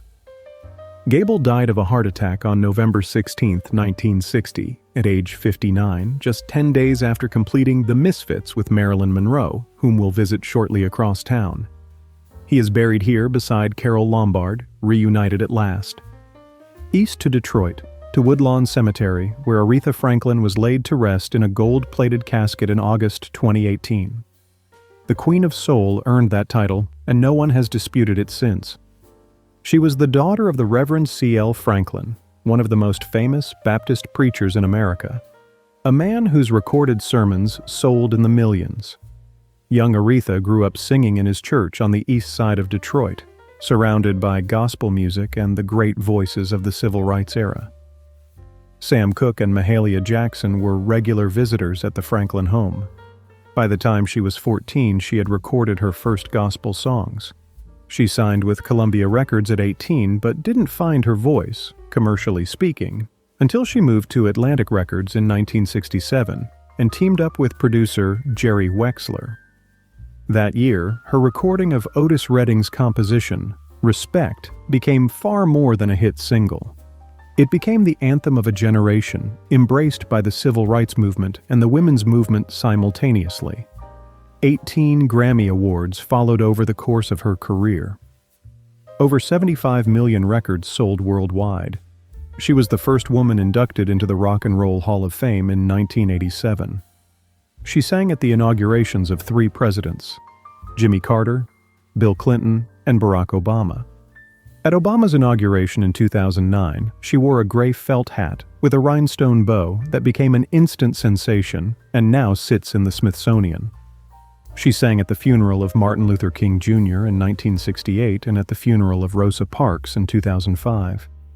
She died of pancreatic cancer on August 16, 2018, at the age of 76. Her funeral in Detroit was a national event that lasted over 8 hours. Stevie Wonder performed. Bill Clinton spoke. Ariana Grande sang. Faith Hill sang. Former President Obama sent a letter that was read aloud. The motorcade that brought her to the cemetery was led by a procession of more than 100 pink Cadillacs, a tribute to her decades-long friendship with Mary Kay Ash, whose company we visited back in Dallas. We've now come full circle with Detroit, a city that has given us Henry Ford, David Buick, Mike Ilitch, and the Queen of Soul. To Westwood Village Memorial Park in Los Angeles, where the crypt of Darryl Francis Zanuck is found in the mausoleum corridor. Few names in motion picture history carry the weight that Zanuck's does. He started as a screenwriter in his 20s, cranking out scripts for Rin Tin Tin Pictures at Warner Brothers. By 27, he was running production at the studio. He co-founded 20th Century Pictures in 1933, merged it with Fox Film Corporation in 1935 to create 20th Century Fox, and ran that studio for over 3 decades, personally greenlighting more important American films than perhaps any other single executive. He produced or oversaw the production of The Grapes of Wrath, Gentleman's Agreement, All About Eve, How Green Was My Valley, The Longest Day, and The Sound of Music. He won 3 Academy Awards for Best Picture. Zanuck was known for his fierce editorial eye. He watched every foot of film his studio produced, dictated detailed memos about pacing, dialogue, and camera angles, and had the final cut on virtually everything that left the lot. In 1962, when the studio was nearly destroyed by the catastrophic cost overruns on Elizabeth Taylor's Cleopatra, which ballooned from a $2 million budget to $44 million, Zanuck personally returned from semi-retirement in Paris, took over as president, cut the film, refinanced the company, and salvaged it from bankruptcy. He was one of the last of the old studio moguls, the men who had built Hollywood from nothing in the 1920s and ruled it with iron fists until television and the collapse of the studio system changed everything. Zanuck died of pneumonia on December 22, 1979, at age 77. His son Richard took over the studio after him and produced, among other films, Jaws, The Sting, and Driving Miss Daisy. North of Los Angeles to Forest Lawn Hollywood Hills, where Debbie Reynolds and her daughter Carrie Fisher share a double grave. They died within 24 hours of each other in December 2016, and the story of those 2 days became one of the most emotional celebrity stories of the year. Carrie went first, of cardiac arrest at the age of 60, on December 27th, aboard a flight from London to Los Angeles. She had been on a book tour promoting her memoir, The Princess Diarist. Debbie, who was 84 and had been in frail health for some time, collapsed the next day at her son Todd's home while the family was making Carrie's funeral arrangements. Todd Fisher told reporters that his mother's last words before collapsing were, "I want to be with Carrie." She died of a stroke a few hours later. Debbie Reynolds was a teenager from Burbank who had never danced a day in her life when MGM cast her alongside Gene Kelly and Donald O'Connor in Singin' in the Rain in 1952. She was 19 years old and had won the Miss Burbank Beauty Contest, which was how the studio found her. Kelly pushed her mercilessly in rehearsals, demanding professional-level dancing from a girl who had none of the training. She once hid under a piano in tears and was found there by Fred Astaire, who was working on another film on a neighboring soundstage. Astaire consoled her, helped her up, and reportedly gave her some tips on footwork. The film became one of the most beloved musicals in Hollywood history, and Debbie became a star. She went on to a career that included Tammy and the Bachelor, which produced a #1 hit song, The Unsinkable Molly Brown, which earned her an Academy Award nomination, and dozens of other films, nightclub acts, and television appearances. Her first husband, the singer Eddie Fisher, left her for Elizabeth Taylor in 1958, creating what was then considered the greatest celebrity scandal in America. Debbie handled it with dignity and humor, which only made the public love her more. Her daughter Carrie became Princess Leia in Star Wars in 1977, a role that defined a generation of moviegoing and turned her into one of the most recognizable women on Earth. But Carrie was also a gifted writer, the author of the semi-autobiographical novel Postcards from the Edge, and one of the finest uncredited script doctors in Hollywood, a woman whose talent for dialogue was quietly behind some of the biggest films of the 1980s and 90s, including work on the screenplays for The Wedding Singer, Sister Act, and several other studio comedies. Between them, mother and daughter accumulated more than 100 film and television credits and one of the great mother-daughter stories in American show business. They lie together here, as Debbie wanted. Back south to Forest Lawn, Glendale, where Sammy Davis Jr. is buried in the Garden of Honor. Sammy was one of the most versatile entertainers who ever lived. He sang, danced, did impressions, acted, drummed, played vibraphone, and served as the unofficial ambassador and conscience of the Rat Pack. He had started performing at the age of 3 in a vaudeville act with his father and an adopted uncle called the Will Maston Trio. By 14, he was the star of the act. By his 20s, he was one of the highest-paid performers in nightclub history. He served in the Army during World War II, where he was subjected to vicious racial abuse by fellow soldiers. He later said the experience nearly destroyed him, but also hardened his determination to succeed. In 1954, a car accident on the way to a recording session in Los Angeles cost him his left eye. He was driving from Las Vegas to Hollywood when his Cadillac collided with another car. The pointed center cone of his steering wheel went into his left eye. During his recovery in the hospital, a friend gave him a book about Judaism. Sammy found in the faith a deep sense of kinship with another people who had endured persecution and survived through resilience. He converted formally, and the decision stayed with him for the rest of his life. His friendship with Frank Sinatra, whom we visited earlier at Desert Memorial Park, was the cornerstone of the Rat Pack. Sinatra refused to perform at any Las Vegas casino that did not allow black performers and patrons to enter through the front door, a stance that helped break the color barrier on the Strip. When Sammy married the Swedish actress May Britt in 1960, he received death threats and hate mail. Sinatra served as his best man. His recording of The Candyman hit #1 in 1972, a song he personally could not stand. He once said he hated it so much that he sang it as a joke in the studio, and the producer released the joke version. Sammy was also a gifted dramatic actor, appearing in films like Porgy and Bess and A Man Called Adam, and on Broadway in Mr. Wonderful and Golden Boy. He died of throat cancer on May 16, 1990, at age 64, just 8 months after Frank Sinatra had thrown him a massive 60th birthday celebration at a casino showroom. His estate, weighed down by IRS debts accumulated over years of extravagant spending, was in such bad shape that his widow Altaviz had to auction off many of his possessions, including jewelry and memorabilia, to settle the taxes. The IRS claimed he owed roughly $7 million at the time of his death. Up the hill to Forest Lawn, Hollywood Hills, where Gene Autry rests. The Singing Cowboy. Gene Autry was born in 1907 near the Texas-Oklahoma border, the grandson of a Baptist preacher, and the story of how he discovered his calling has a wonderful coincidence to it. He was working as a telegraph operator for the Frisco Railroad in Chelsea, Oklahoma, in the late 1920s, strumming a guitar and singing to pass the long, quiet night shifts. One evening, a humorist and newspaper columnist named Will Rogers came through the office to send a telegram. He heard Audrey singing, stopped, and told the young operator he ought to try his luck in radio. Audrey did. He went to New York, recorded a few records, got himself on a radio show in Tulsa, and within a few years was the most popular singing cowboy in the world, starring in low-budget but immensely successful Western films for Republic Pictures and recording songs that became American standards.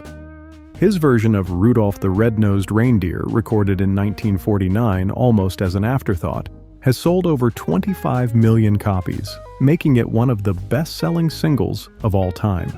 He also wrote Here Comes Santa Claus after watching a Christmas parade on Hollywood Boulevard and noticing the children lining the route shouting those exact words. Between Rudolph, Frosty the Snowman, and Here Comes Santa Claus, Gene Autry may have contributed more to the American Christmas season than any other single performer. After his performing career wound down in the 1950s, Autry proved himself just as shrewd in the boardroom as he had been on the soundstage.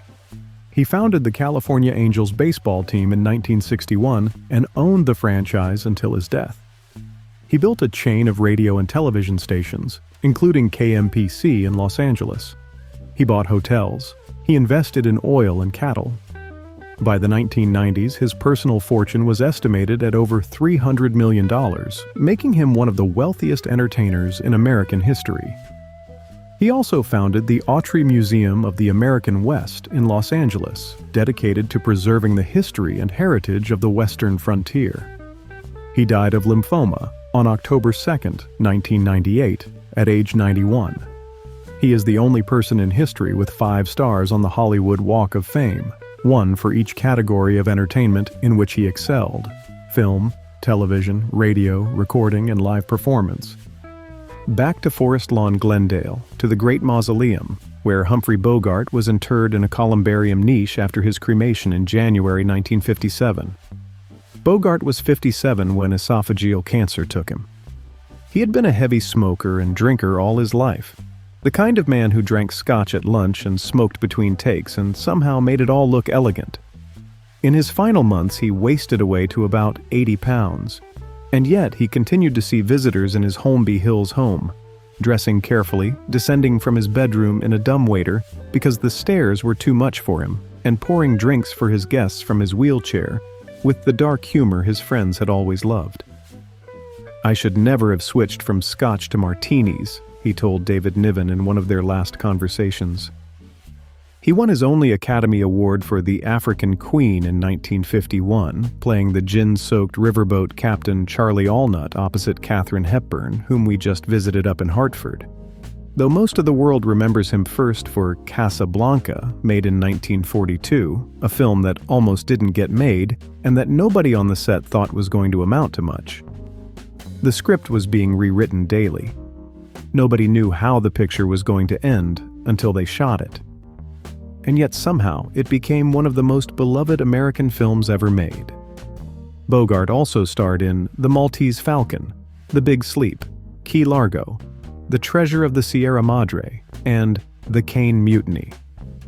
At his funeral, his old friend and frequent collaborator John Huston delivered the eulogy and said simply, "He is quite irreplaceable.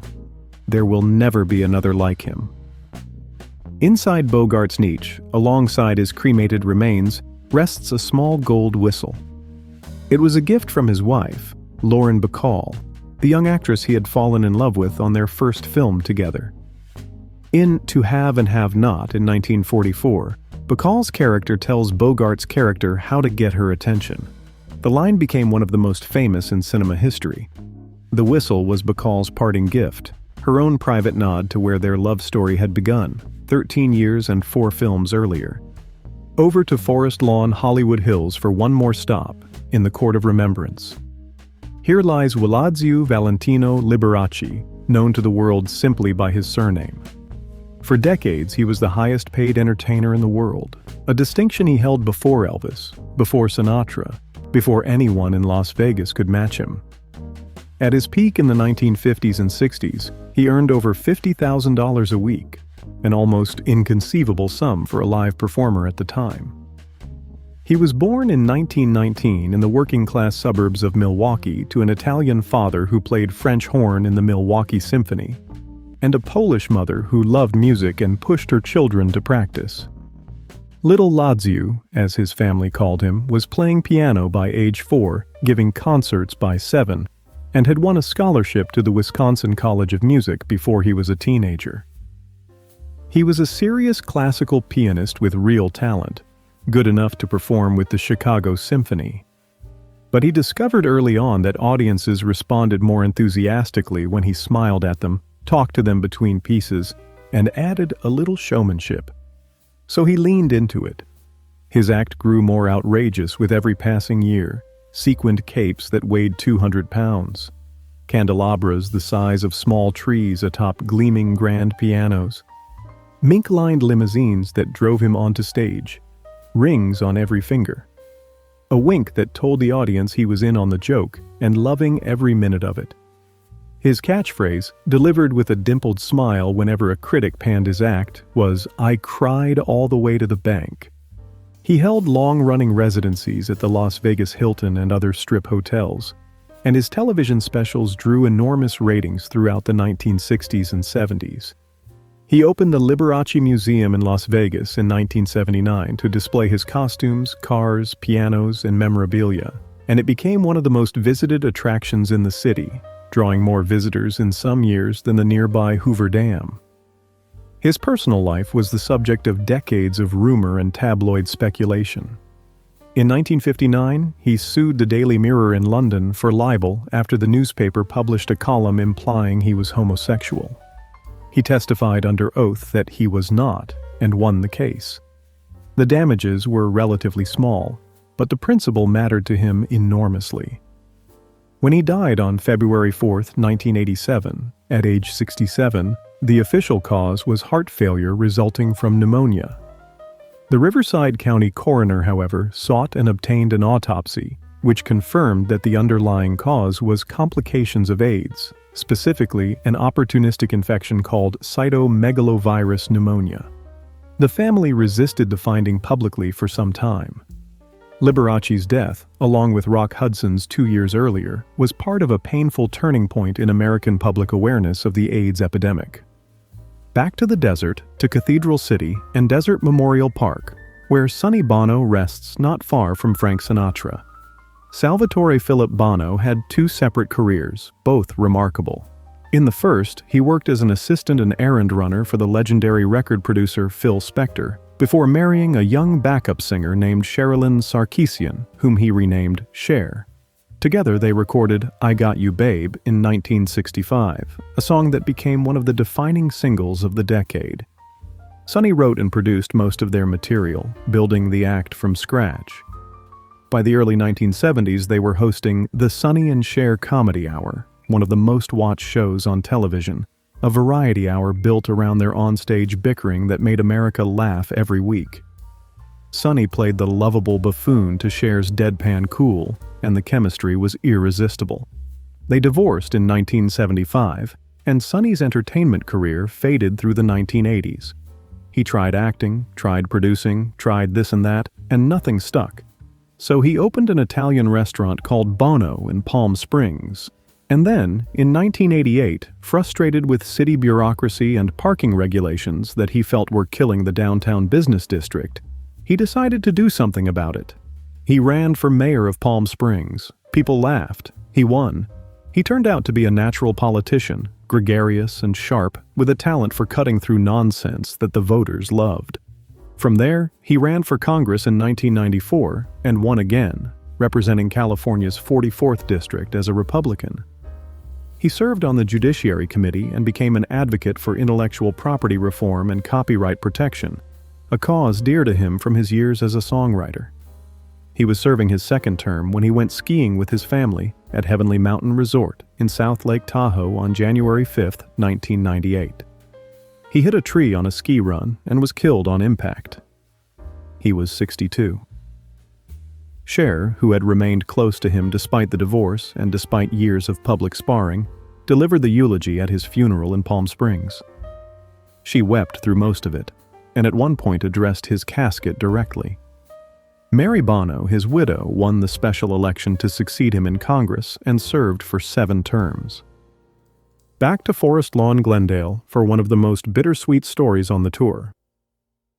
In the Sanctuary of Heritage within the Great Mausoleum lies Nat King Cole, born Nathaniel Adams Coles in Montgomery, Alabama, in 1919, raised on the south side of Chicago. What most people don't realize about Nat King Cole is that he was a jazz pianist first and a singer second. In the late 1930s and early 1940s, the Nat King Cole Trio, with Cole on piano, was one of the most popular and influential small jazz groups in the country. He was a gifted swinging instrumentalist who happened to have a beautiful voice. The singing career started almost by accident. Club owners and audiences kept asking him to sing, and the songs sold better than the instrumentals. Capitol Records pushed him toward vocals, and by the late 1940s, the pianist had become a crooner. It turned out to be one of the most fortunate career pivots in the history of American music. Cole was one of the first African-American performers to host a nationally broadcast television program, The Nat King Cole Show, which debuted on NBC in November 1956. The show was elegant, beautifully produced, and critically acclaimed. The ratings were respectable, competitive with other shows in the time slot. But no major national sponsor would buy advertising on a show hosted by a black man.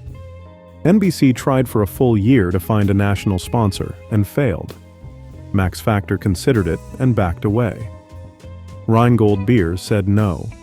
One after another, the big advertisers declined. Cole kept the show alive partly by taking a pay cut and partly through the support of guest artists, many of them white, who appeared for reduced fees or for free as a gesture of solidarity. Ella Fitzgerald, whom we visited at Inglewood, was one of them.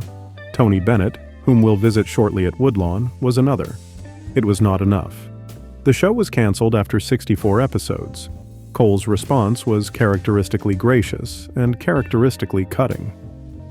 Madison Avenue, he told reporters, is afraid of the dark. As a recording artist, his legacy is beyond question. Mona Lisa won an Oscar for Best Original Song in 1950. Unforgettable and The Christmas Song, with its famous opening about chestnuts roasting on an open fire, are among the most played standards in American popular music. He was a heavy smoker, reportedly 3 packs a day, and he was diagnosed with lung cancer in December 1964.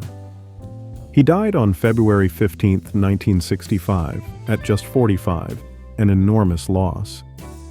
In 1991, his daughter Natalie Cole released a recording of Unforgettable that used electronic technology to layer her own voice over her father's original vocal, creating a posthumous father-daughter duet that moved millions of listeners to tears.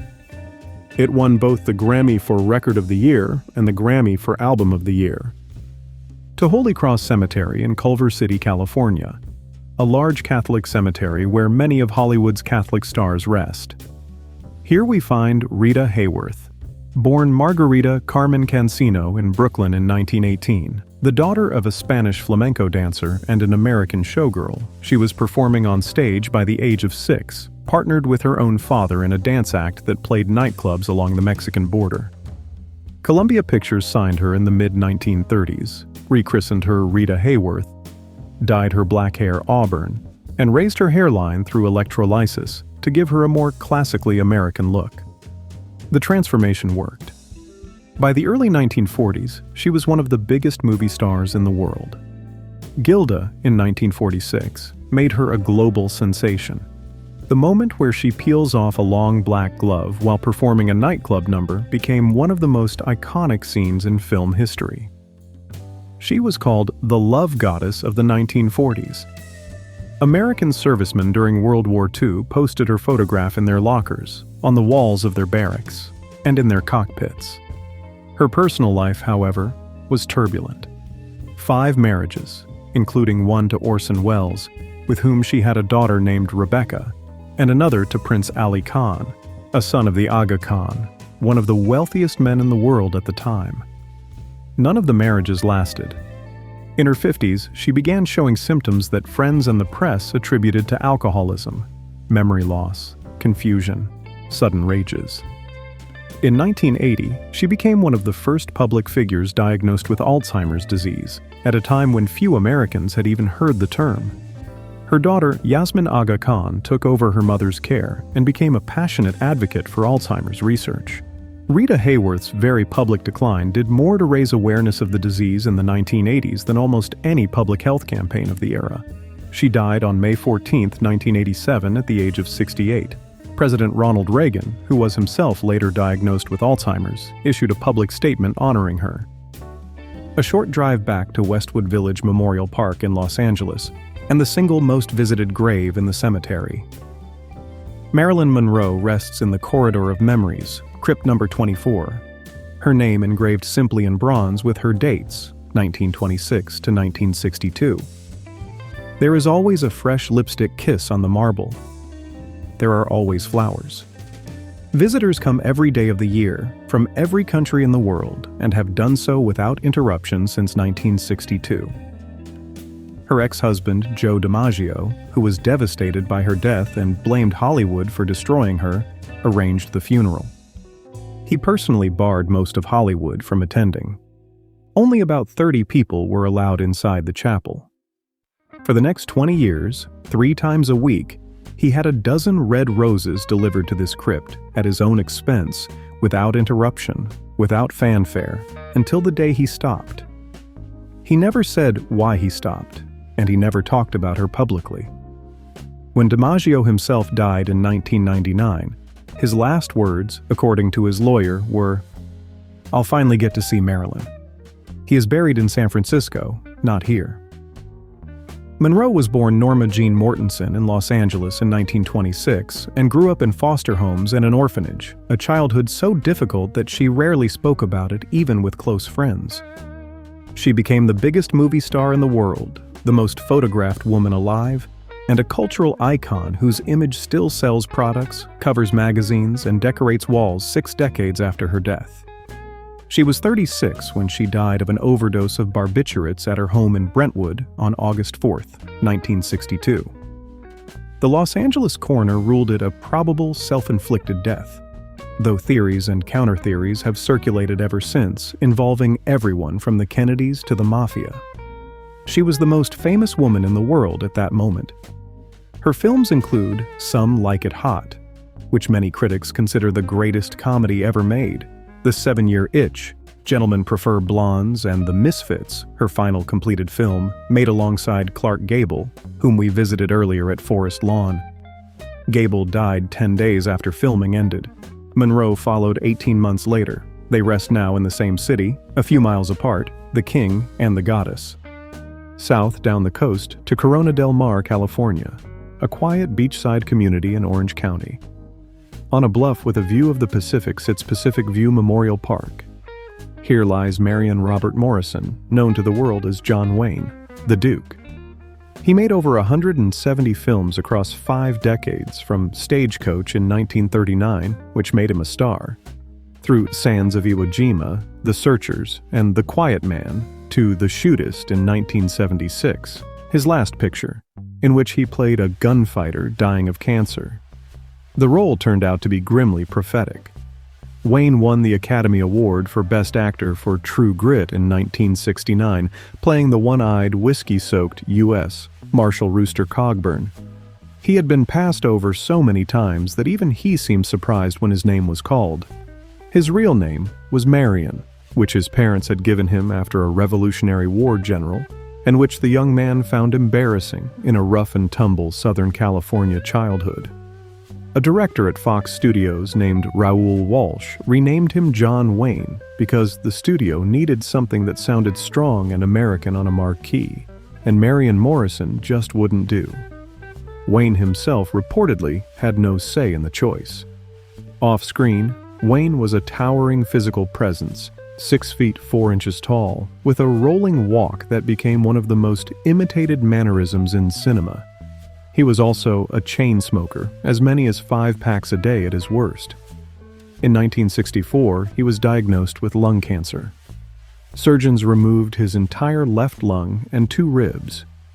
He called it the Big C in a famous press conference and urged Americans to get regular checkups. He survived, returned to work within months, and kept going for another 15 years. His final public appearance was at the Academy Awards in April 1979, presenting the Best Picture award. He was visibly gaunt and had a pacemaker under his jacket. The audience gave him a standing ovation that lasted nearly a minute. A second cancer, this time of the stomach, took him on June 11, 1979, at the age of 72. Congress awarded him the Congressional Gold Medal posthumously. His grave here was unmarked for 20 years, at the family's request, to prevent vandalism. A headstone was finally placed in 1999. Back east now to Cedar Hill Cemetery in Hartford, Connecticut. Not far from J.P. Morgan's Ark of the Covenant, in a small, shaded family plot tucked among the trees, lies another of Hartford's most famous daughters, Katharine Hepburn. She won 4 Academy Awards for Best Actress, more than any performer before or since. Morning Glory in 1933, Guess Who's Coming to Dinner in 1967, The Lion in Winter in 1968, and On Golden Pond in 1981, when she was 74 years old and already showing a tremor that most suspected was early Parkinson's disease. Her career spanned 6 decades, from the 1930s through the 1990s. She was difficult, opinionated, wildly talented, and thoroughly uninterested in playing the Hollywood game. She wore trousers when the studios demanded dresses. She swam in the Long Island Sound every morning, even in winter, well into her 70s. She once told a reporter that she had never bothered to pick up 2 of her 4 Oscars. Early in her career, in the mid-1930s, she was so unpopular at the box office despite her obvious talent that theater exhibitors formally declared her box office poison. She responded by going back to Broadway, finding a play written specifically for her called The Philadelphia Story, buying the film rights herself, and then selling them to MGM on the condition that she star in the picture. The resulting 1940 film was a smash hit and relaunched her movie career on her own terms. She carried on a 26-year love affair with Spencer Tracy that everyone in Hollywood knew about and nobody spoke of publicly while Tracy was alive. They made 9 films together, including Woman of the Year, Adam's Rib, and Guess Who's Coming to Dinner, their last. Tracy died in June 1967, not long after they finished that film. She was in the house when it happened. She never spoke of him publicly after that, and she never watched Guess Who's Coming to Dinner because she couldn't bear to see him. She lived on her own terms, utterly and completely, from the first day to the last. Katharine Hepburn died on June 29, 2003, at the age of 96 in her family's home in Old Saybrook, Connecticut, surrounded by her nieces and nephews. She had requested no funeral and no memorial service. The family honored her wishes. To Westwood Village Memorial Park again, where an unmarked grave lies near the back wall. Roy Orbison is here. Orbison possessed what may have been the purest and most emotionally devastating singing voice in the history of rock and roll, a voice that started in a rich baritone and climbed, effortlessly, into a soaring operatic falsetto that no one else could approach. Elvis Presley once said that Roy Orbison had the greatest voice he'd ever heard. Bruce Springsteen, introducing Orbison at his Rock and Roll Hall of Fame induction in 1987, called him the writer of some of the darkest, most desperate songs in pop music. His hits are among the most recognizable songs of the 1960s. Oh, Pretty Woman, Only the Lonely, Crying, In Dreams, Blue Bayou, Running Scared. He wore dark sunglasses on stage, which became his signature look, as distinctive as Elvis's sideburns or Johnny Cash's black clothes. The origin of the look was completely accidental. He had left his regular prescription glasses on a plane before a show in the early 1960s and had no choice but to wear his prescription sunglasses on stage. The crowd loved the mysterious effect, and after that, he never took them off in public again. It became one of the most recognizable images in rock and roll. Tragedy haunted his personal life in ways that would have broken most people. His first wife, Claudette, for whom he had written the song Claudette, a hit for the Everly Brothers, was killed in a motorcycle accident in 1966 when a truck pulled out in front of her on a highway near Nashville. Roy was riding just ahead of her and turned around to find her lying in the road. 2 of his 3 sons, Roy Jr. and Tony, ages 11 and 6, died in a house fire at the family home in Hendersonville, Tennessee, in 1968, while Orbison was on tour in England. He was just 32 when the fire happened. He carried those losses quietly for the rest of his life, rarely speaking of them in interviews, channeling the grief into music that already had more pain in it than most listeners could bear. His career declined in the late 1960s and 70s, but in the mid-1980s, a new generation discovered him. David Lynch used In Dreams to unforgettable and unsettling effect in the film Blue Velvet in 1986. Then, in 1988, near the end of his life, Orbison formed the Traveling Wilburys, a supergroup with Bob Dylan, George Harrison, Tom Petty, and Jeff Lynne. The idea started as a lark, 5 friends jamming in a garage, and turned into a Grammy-winning album that introduced Roy Orbison to millions of young listeners who had never heard of him. The record was a surprise hit, and suddenly Roy was on top again. On December 6, 1988, just weeks after finishing his comeback solo album Mystery Girl, Roy Orbison suffered a massive heart attack at his mother's home in Hendersonville, Tennessee, the same town where Johnny Cash, whom we'll close our tour with tonight, would one day be buried. He was 52. Mystery Girl was released posthumously and gave him his biggest hit in decades. His grave here at Westwood was left unmarked, reportedly at his wife Barbara's request, to protect his privacy in death as the sunglasses had in life. Also at Westwood Village, in the Sanctuary of Love section, rests Kirk Douglas. That granite chin, that intense blazing fury on screen. Kirk Douglas was born Isur Danielovich in Amsterdam, New York in 1916, the son of illiterate Russian Jewish immigrants who had come through Ellis Island with nothing. His father was a ragman, a junk collector who pulled a horse-drawn cart through the streets, buying rags and scrap metal from door to door. There were 7 children, and the family was desperately poor. Young Isur worked his way through St. Lawrence University in upstate New York, wrestling competitively to help pay tuition, and changed his name to Kirk Douglas before joining the Navy during the war. After his discharge, he headed straight for Hollywood. His breakthrough came in 1949 with Champion, in which he played a ruthless, self-destructive boxer.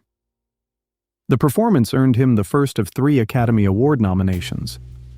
The other 2 came for The Bad and the Beautiful and Lust for Life, in which he played Vincent van Gogh with a physical and emotional intensity that startled audiences and critics alike. He never won competitively, which gnawed at him for decades, until the Academy finally gave him an honorary Oscar in 1996. The standing ovation he received that night lasted a full 2 minutes. His most lasting contribution to Hollywood, though, may have been his bravest. In 1960, he was producing and starring in Spartacus, and the screenwriter, Dalton Trumbo, was one of the Hollywood 10, a group of writers who had been blacklisted and jailed during the McCarthy era for refusing to name names before the House Un-American Activities Committee.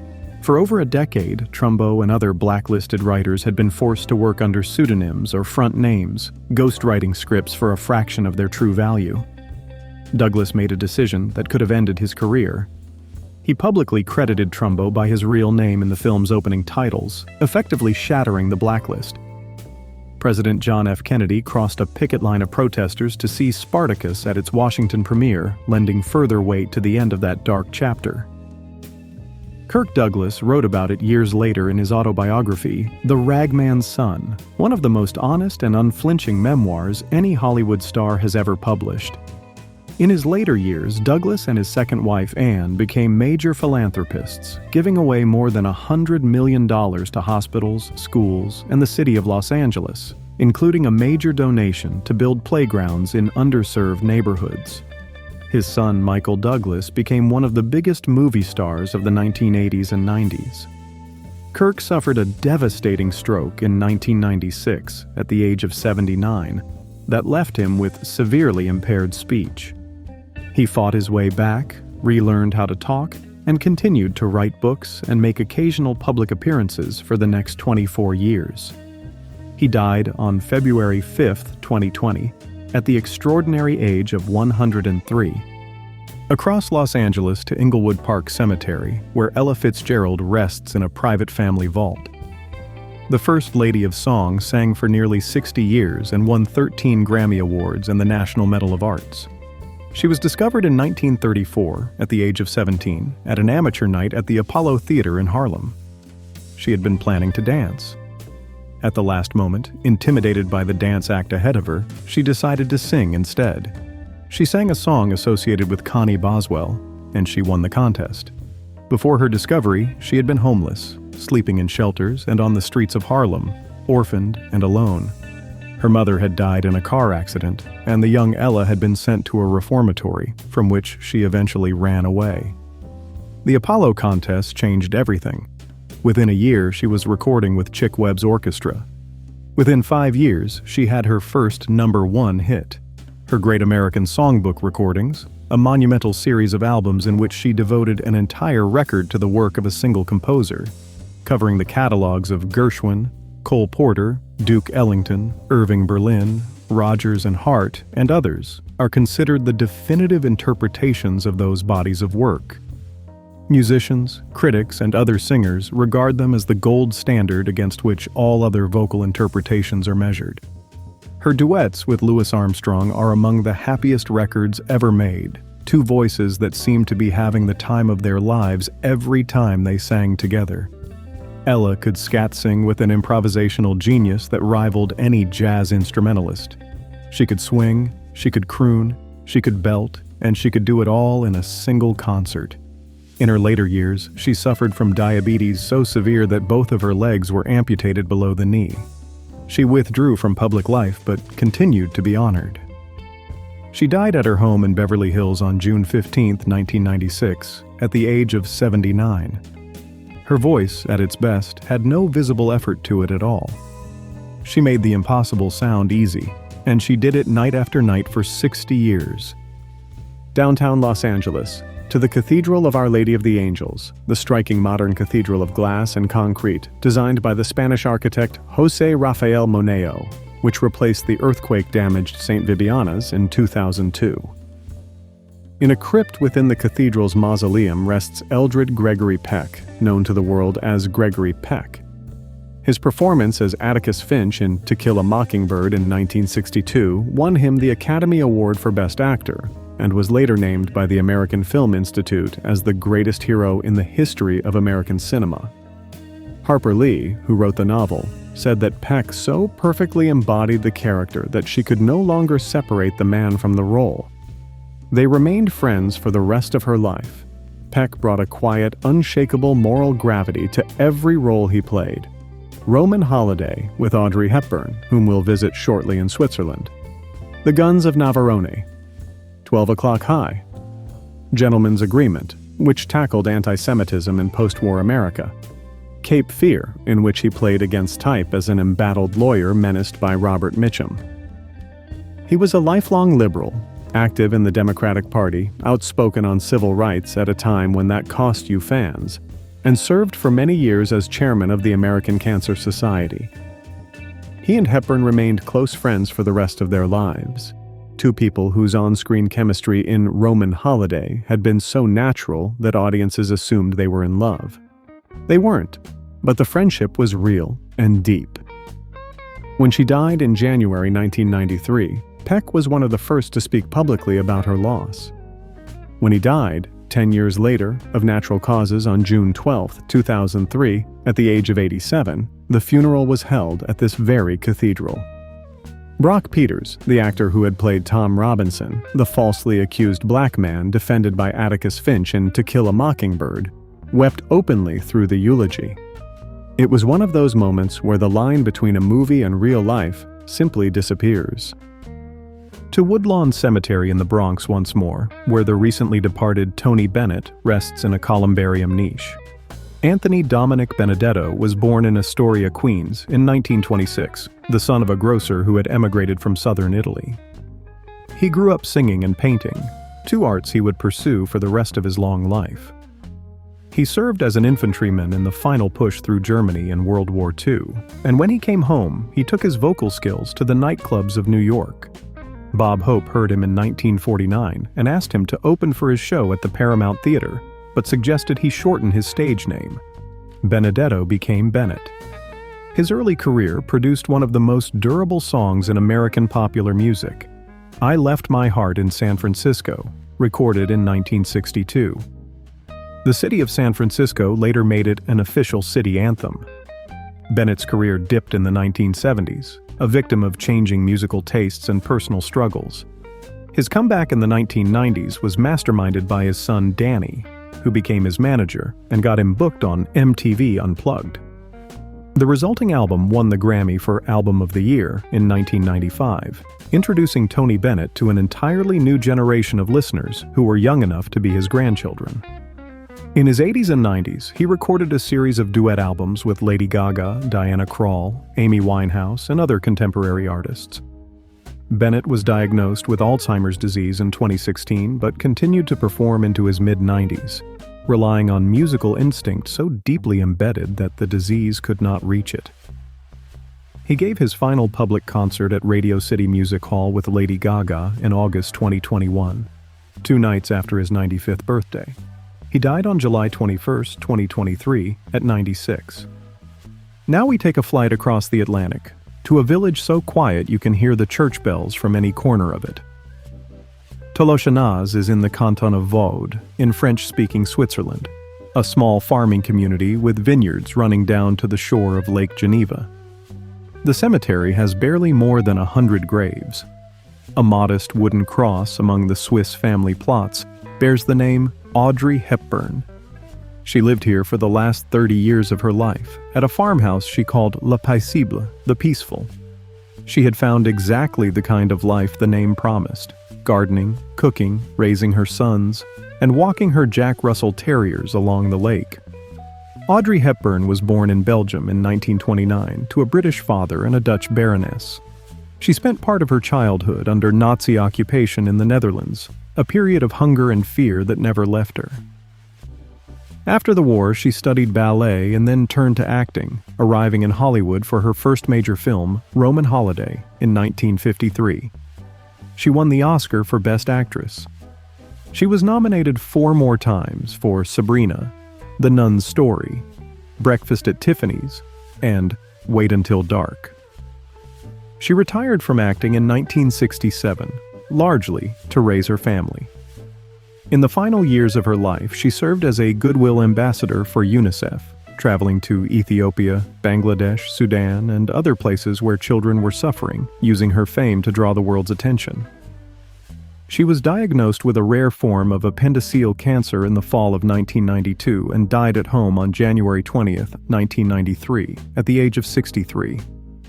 The village buried her here in their own cemetery, as one of their own. Fans still come from around the world, but they come quietly because that is what the village expects. Back across the Atlantic to New Jersey. Fairview Cemetery in Westfield is a quiet, tree-lined burial ground in a commuter town about 45 minutes from New York City. Here, in a private family section, rests Whitney Houston. Whitney's voice, with its stunning range and almost supernatural power, made her the best-selling female recording artist of her era, and arguably the most gifted vocalist of her generation. She was the daughter of Cissy Houston, herself a Grammy-winning gospel singer who had performed backup for Elvis Presley and Aretha Franklin, and the goddaughter of Aretha herself, whom we visited back in Detroit. Whitney grew up singing in the choir at New Hope Baptist Church in Newark, New Jersey, and by her early teens, she was already turning heads. Clive Davis, the legendary head of Arista Records, signed her at 19 after seeing her perform at a New York nightclub. Her debut album, released in 1985, produced 3 consecutive #1 singles, a record that stood for years. Her second album did even better. By the time she was 25, she had sold more records than any debut artist in history. Her cover of Dolly Parton's I Will Always Love You, recorded for the 1992 film The Bodyguard, in which she also starred opposite Kevin Costner, became one of the best-selling singles in American history. The song opens with a long, unaccompanied vocal passage that is still used as an audition benchmark for aspiring singers around the world. She won 6 Grammy Awards, 2 Emmy Awards, and was nominated for a Golden Globe. But the second half of her life was shadowed by addiction. Her marriage to the singer Bobby Brown was volatile and public, the subject of tabloid fascination and a reality television show. Her voice, once the most powerful instrument in popular music, deteriorated visibly over the course of the 2000s. Concert performances that had once been effortless became painful to watch. She attempted several comebacks, each less successful than the last. She was found dead in a bathtub at the Beverly Hilton Hotel on February 11, 2012, on the eve of the Grammy Awards, from accidental drowning complicated by atherosclerotic heart disease and cocaine use. She was 48. Clive Davis, who had discovered her and championed her for decades, held his annual pre-Grammy gala downstairs in the same hotel that evening. He dedicated the night to her memory. Her daughter, Bobby Christina Brown, who suffered a tragically similar fate, was found unresponsive in a bathtub in 2015 and died 6 months later at the age of 22. She is buried beside her mother here in Westfield. And for our final stop on this long walk, we travel to Hendersonville, Tennessee, a small city just north of Nashville and Hendersonville Memory Gardens. Here, side by side beneath matching flat granite markers in the grass, lie Johnny Cash and his wife, June Carter Cash. June died first on May 15, 2003, at the age of 73, following surgery for a leaking heart valve. Johnny, inconsolable, told people he was going to work himself to death because that was the only way he knew to go on without her. He went back into the studio and recorded almost constantly over the next 4 months, sitting in a chair because he was too weak to stand, pouring everything he had left into the music. He died on September 12, 2003, of complications from diabetes. He was 71. He had outlived June by 120 days. The Man in Black earned that nickname honestly. He wore black on stage, he said, for the poor, the beaten down, the prisoners, the old and the sick, and for those who had never heard the words of Jesus. He was born J.R. Cash in Kingsland, Arkansas in 1932, the fourth of 7 children raised on a cotton farm during the Depression. The family picked cotton together. They sang gospel songs in the fields. When J.R. was 12, his older brother Jack, to whom he was close, was killed in a terrible accident involving a table saw. The loss haunted Johnny for the rest of his life, and he spoke of Jack often in interviews even 50 years later.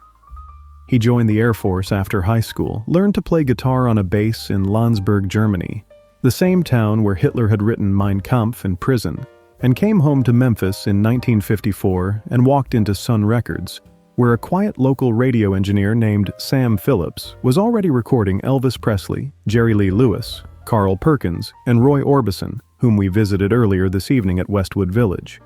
Phillips signed Cash, and within 2 years, I Walk the Line made him a star.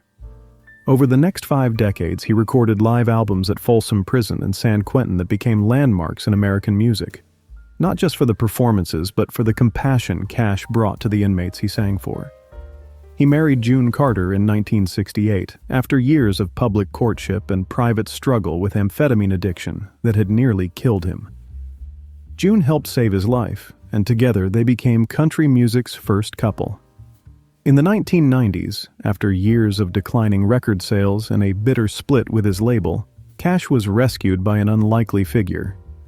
Rick Rubin, the hip-hop producer best known for working with the Beastie Boys and Run DMC.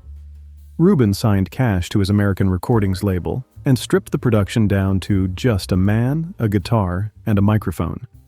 The resulting albums, called the American Recordings Series, revitalized Cash's career and introduced him to a generation of listeners who had never heard a country record in their lives. In 2002, in the last great creative act of his life, Johnny Cash recorded a cover of Hurt, a song originally written and performed by Trent Reznor of Nine Inch Nails. Cash's version, recorded when he was already frail and clearly dying, accompanied by a haunting music video filmed partly at the House of Cash Museum that had recently been damaged by a flood, is considered by many to be the greatest music video ever made. Reznor himself said that after hearing Cash's version, the song no longer felt like it belonged to him. Johnny Cash was inducted into the Country Music Hall of Fame, the Rock and Roll Hall of Fame, and the Gospel Music Hall of Fame, the only person ever to be honored by all three. His grave marker here in Hendersonville is simple. Just his name, his dates, and beside him, June. It's the kind of grave a rich man asks for when he has nothing left to prove. That's our tour, friends. 60 graves, 60 stories. We've traveled from oil fields to pizza parlors, from railroad empires to rock and roll stages, from a Staten Island ferry boy who became the richest man in America to a Swiss village churchyard where a movie star found the peace she'd always been looking for. We've stood before obelisks and unmarked plots, before Parthenon replicas and simple flat stones in the grass. We've met a man who gave away dimes and a man who gave away libraries. A woman who started with a jar of face cream and built a global empire. A man who started with a guitar, a train ride home from Germany, and a dream. Some of these people died with billions. Some died with almost nothing. A few of them, like Andrew Carnegie and Joan Kroc, gave it all away on purpose. A few others, like David Buick and Barbara Hutton, lost it against their will. But every one of them, rich or poor at the end, lies now under the same sky, in the same earth, remembered tonight by all of us who took this walk together. We hope you enjoyed the journey. We hope you learned something you didn't know. And we hope, the next time you pass a cemetery, you slow down just a little and wonder about the stories underneath the stones. Good night, friends. Thanks for walking with us.